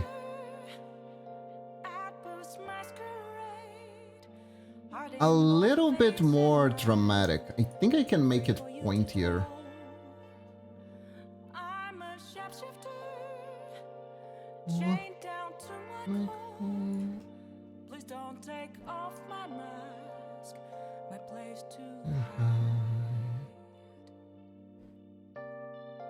No, I never paid attention to the song's lyrics until recently, and I discovered that there is a reference in this music to an Edgar Allan Poe poem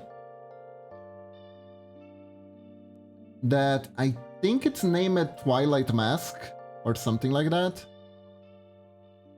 which makes a shitload of sense considering the theme of Persona 5.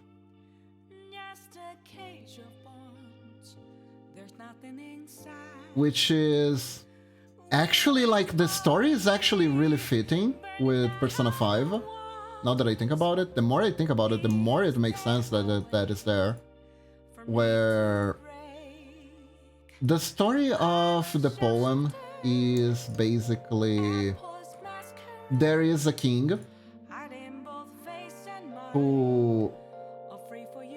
whose entire kingdom is crumbling because of a plague. But instead of doing something against the plague, he decides to instead lock himself up in his own castle and throw a ball with all the other nobles that he liked, that he likes, that got invited. And ooh, you know what I can do?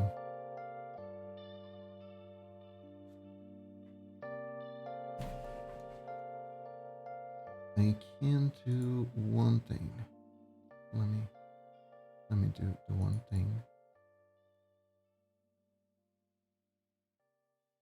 Wait. The Skiba is not on the layer Kiba. The Skiba is on this layer. And there we go.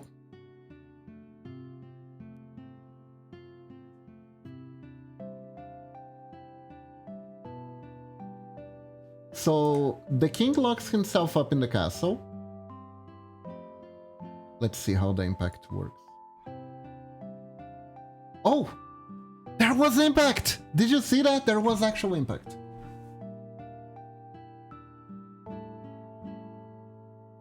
Now let's make the impact look heavy.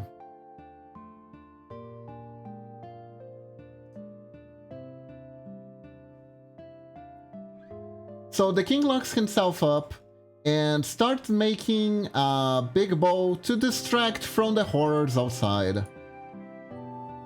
completely ignoring the people who are dying of the plague. However, and he makes it a masked event, basically. It's a masked ball. In the middle of that masked ball, though, a stranger appears, an uninvited one, and he is wearing a mask with the features of a individual who's been affected by the plague. And the king gets extremely pissed off at this guy. He chases the guy down. The guy tries to run away. He chases the guy down throughout the castle until he reaches the 13th room. And on the 13th room, he finds the guy and grabs him. At the same time, the clock strikes midnight. So the king asks the guards to take the mask off of the intruder so they can see who he is before they execute him. And when they take off the mask, there's no one inside. Much like in the song. And one by one, all the guests starts falling down with the effects of the plague. The masked man was the plague itself, was the plague inviting itself to the castle. And the king could not truly get away from it. The end. Everyone died, the end.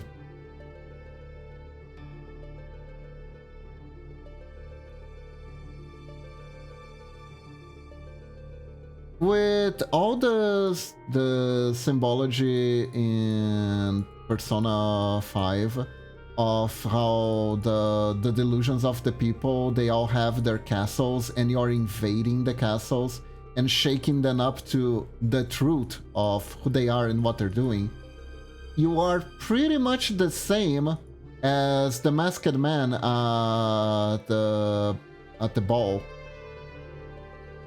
that Edgar Allan Poe describes.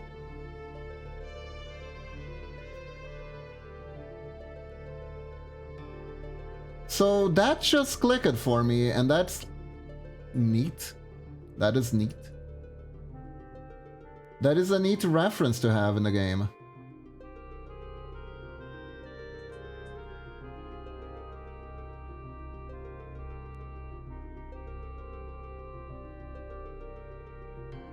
I think my media literacy increased a little bit there. I could almost feel it leveling up. That time I reincarnated in another world and increased my literature. My media literacy. Oh my gosh.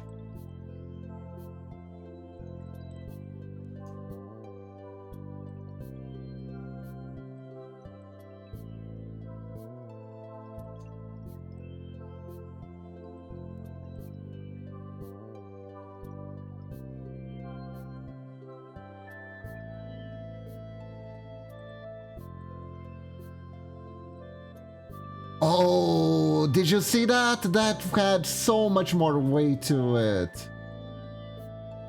Oh, that was cool. That was cool.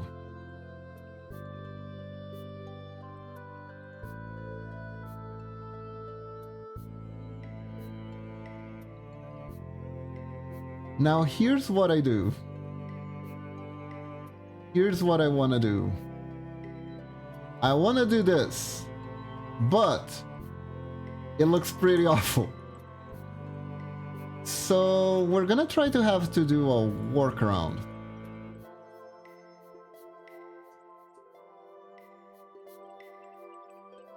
Maybe we do this with this. Or maybe we do it like this. This. And this. And we do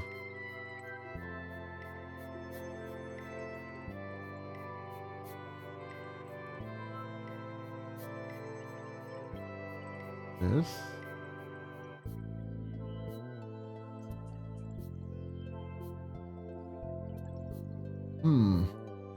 Okay, we start from below. I think that's the best way to do this. Da-da-da. Da-da-da.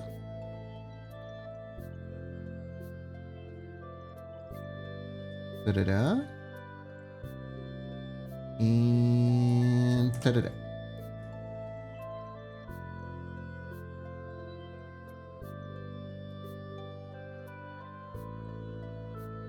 It is tipping. It is tipping.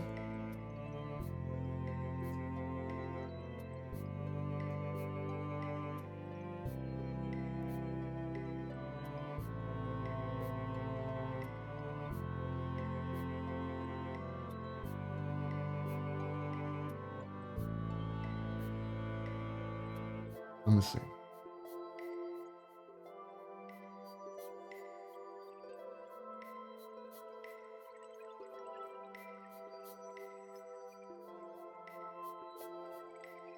Now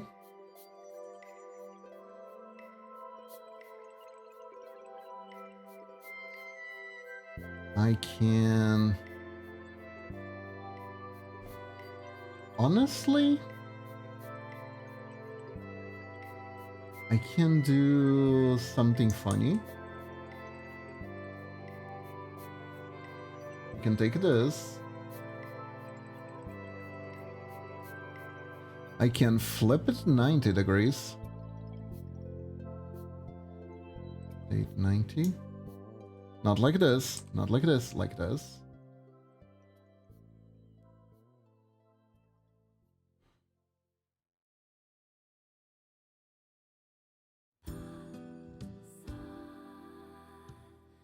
And do around here, I think.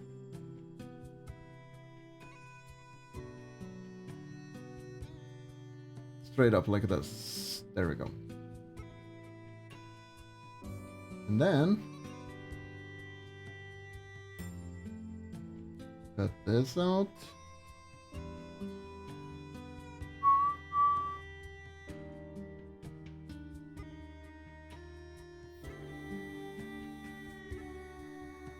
And then this.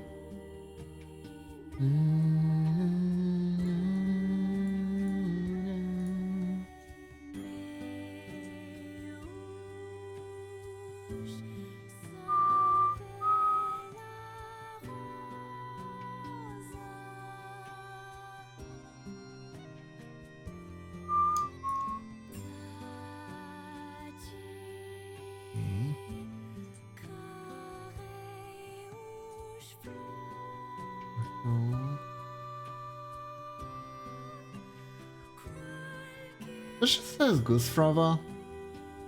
I'm pretty sure that was a word somewhere. Not like a children's TV show, even.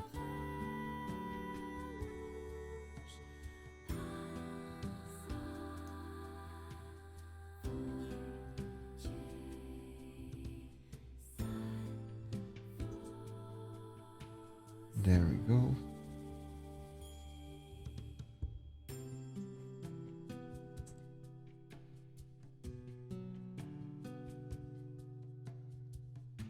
And we can make it sink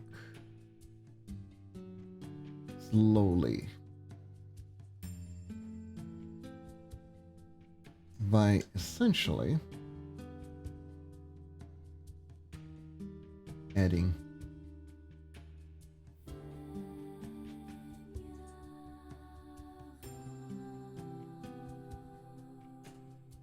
more to it.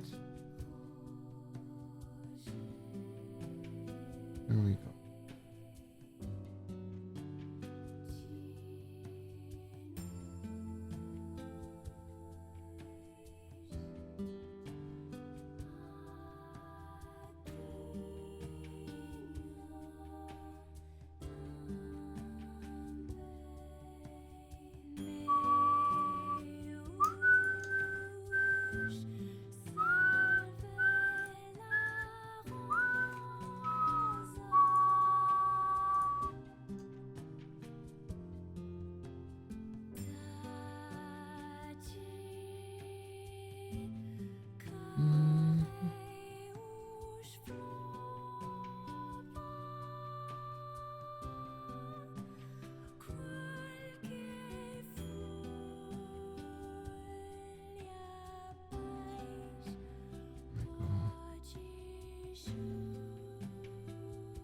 There we go.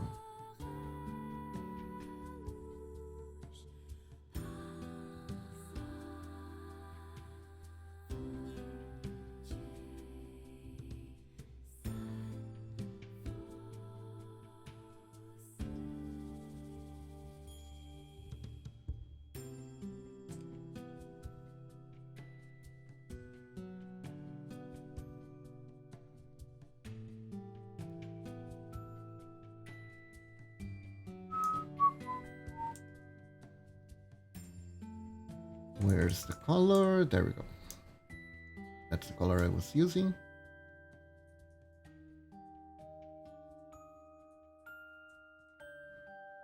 Okay, so here's the fun part. Here's the fun part. Okay.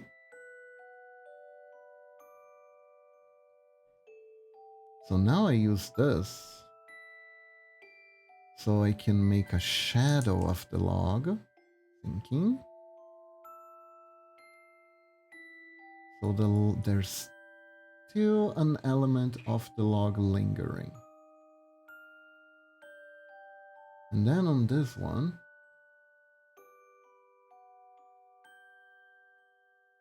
I know it doesn't make much sense that the log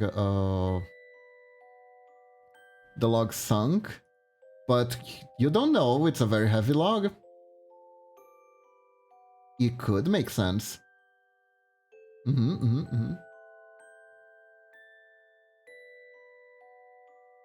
It's a very heavy log.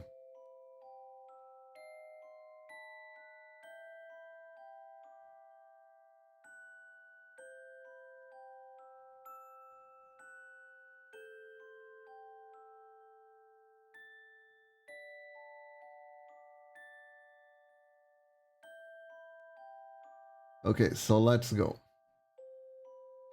Training log appears. Boom.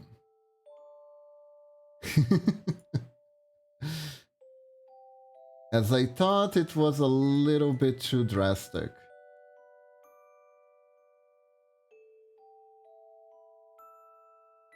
And this part here, we can actually make it go down. But that is good because it was all part of my plan, chat. It was all part of my plan. Yeah, the log is not supposed to be here anymore. There we go. What?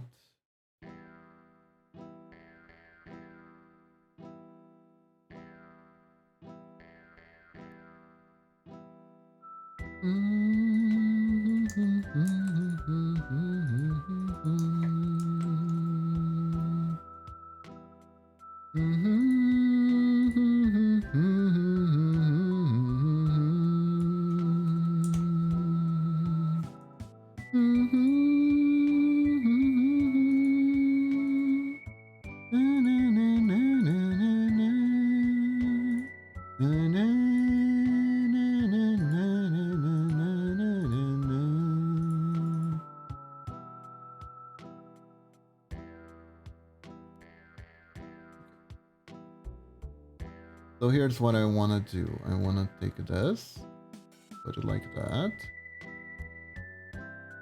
put it like that. Finally, we put it like that.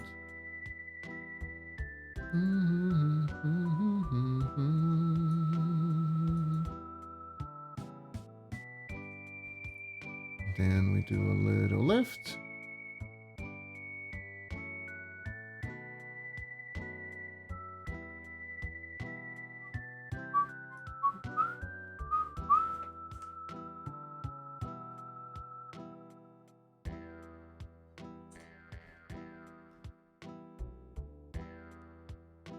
There we go.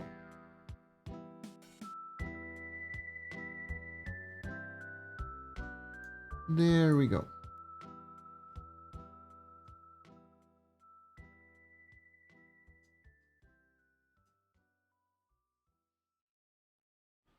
Okay, so now you're probably wondering what the frick am I doing? And the answer is simple.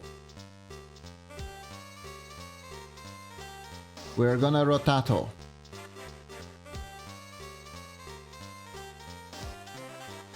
Rotato this potato.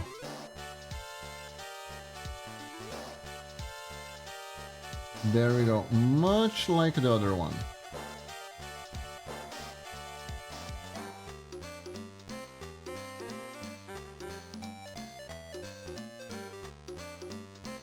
We shall rotato.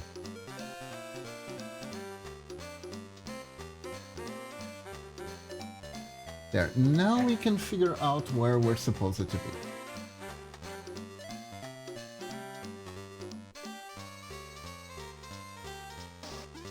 Now we can figure out where we're supposed to be.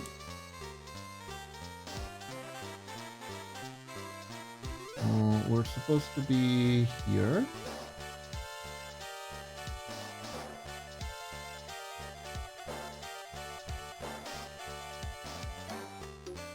There we go. I wasn't gonna use the rotation tool, but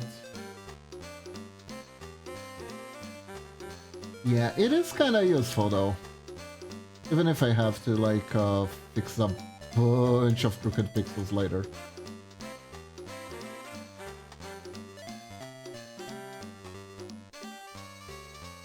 Pixel art rotation is being kind of a tricky thing since the beginning.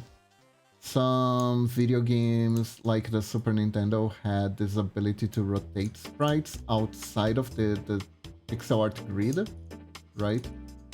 So you would get full rotations, but the pixels wouldn't stay squares, they would become diamond shaped while the rotation was happening. Which is something you really can't do if you're doing traditional pixel art, particularly if you're using the grid limitations, right?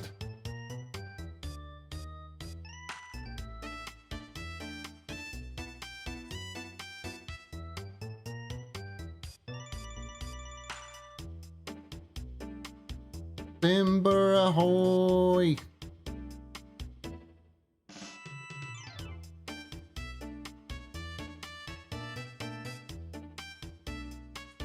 Also, Mighty Bass, but this is way too far.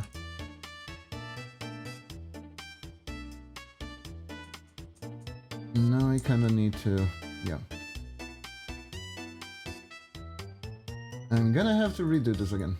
For the up-10 time, we're gonna get it right.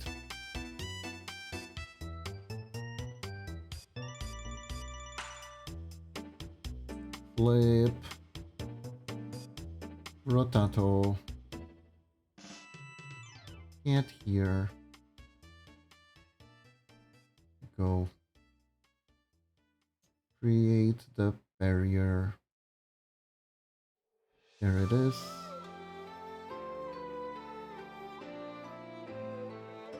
Fix the pixels.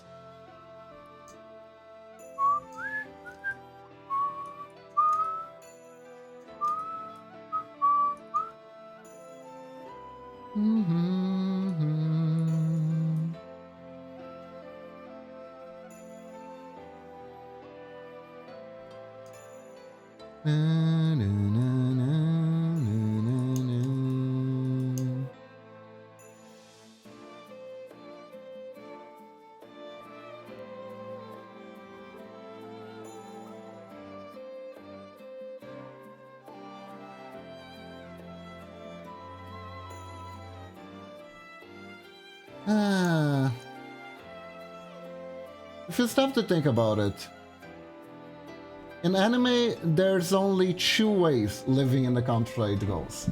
Either it's the most relaxing experience of your life, or it's the scariest one. There are no two ways about it.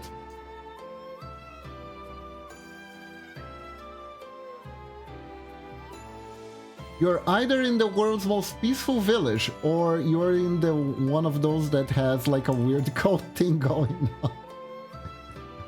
And let the murder mysteries begin.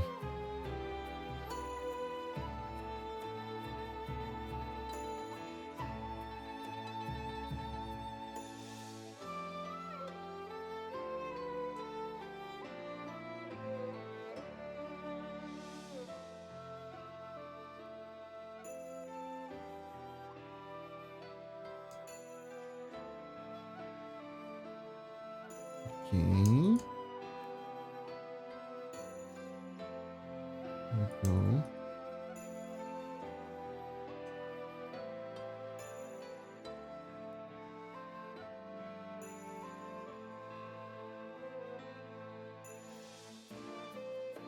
There we go. There we go.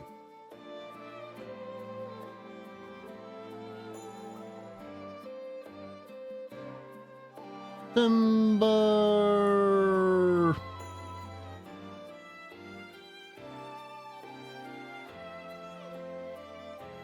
Hey chat, hey chat.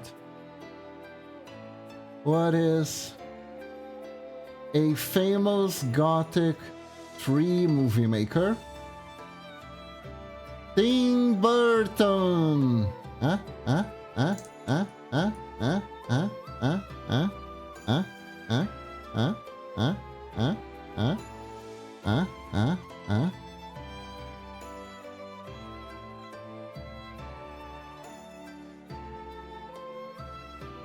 Get it? Get it? Get it? Get it? Get it? Get it?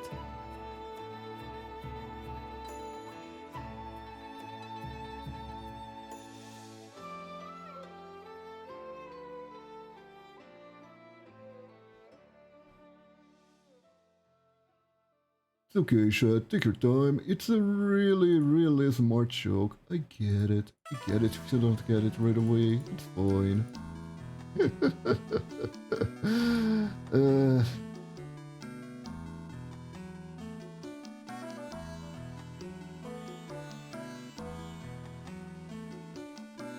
Terrible.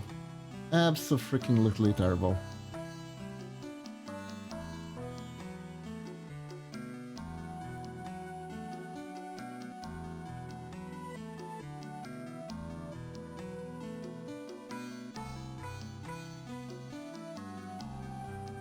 Yeah, I don't even know. Let's just see how the animation's turning out for now.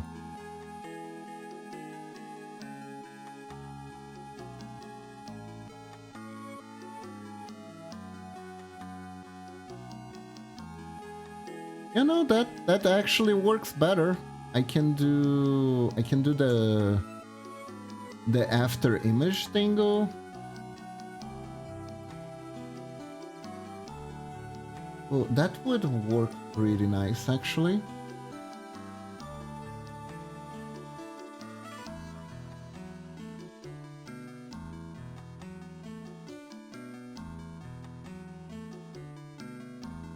There we go.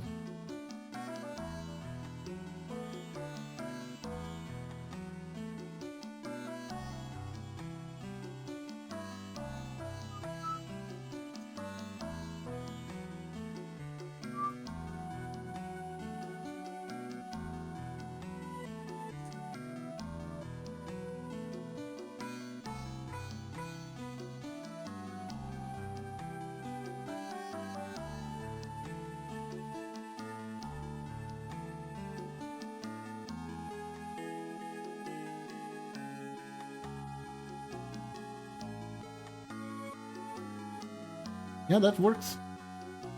That works. And with that said, everyone, that's all the time I have for today. Thank you all for joining me. Hope you all have a wonderful day or night. Stay awesome, and I'll catch you guys next time. Let me see. Who do we raid? Who do we raid today? Do we have any art streamers streaming right now?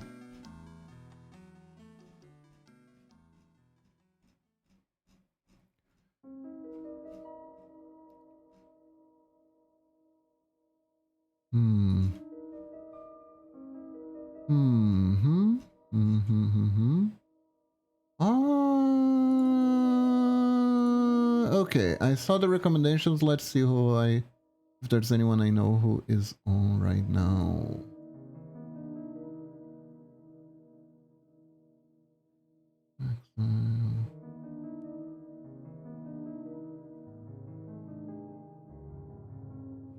And Bashki, it's been forever. Little kitty, big kitty. What is that? Crash Bandicoot. You know what? Let's raid Zyber. Zyber commissioned us before. So... can go to her today. Maybe I'll be able to see the alert working this time. Alright everyone, thank you very much for joining me. I hope you all have a wonderful day or night. Stay awesome, and remember, when in doubt, when you think you can't do it, just think like a ninja. And sure you can! Bye bye everyone! Have a good one! Bye bye! Have a good one! Bye!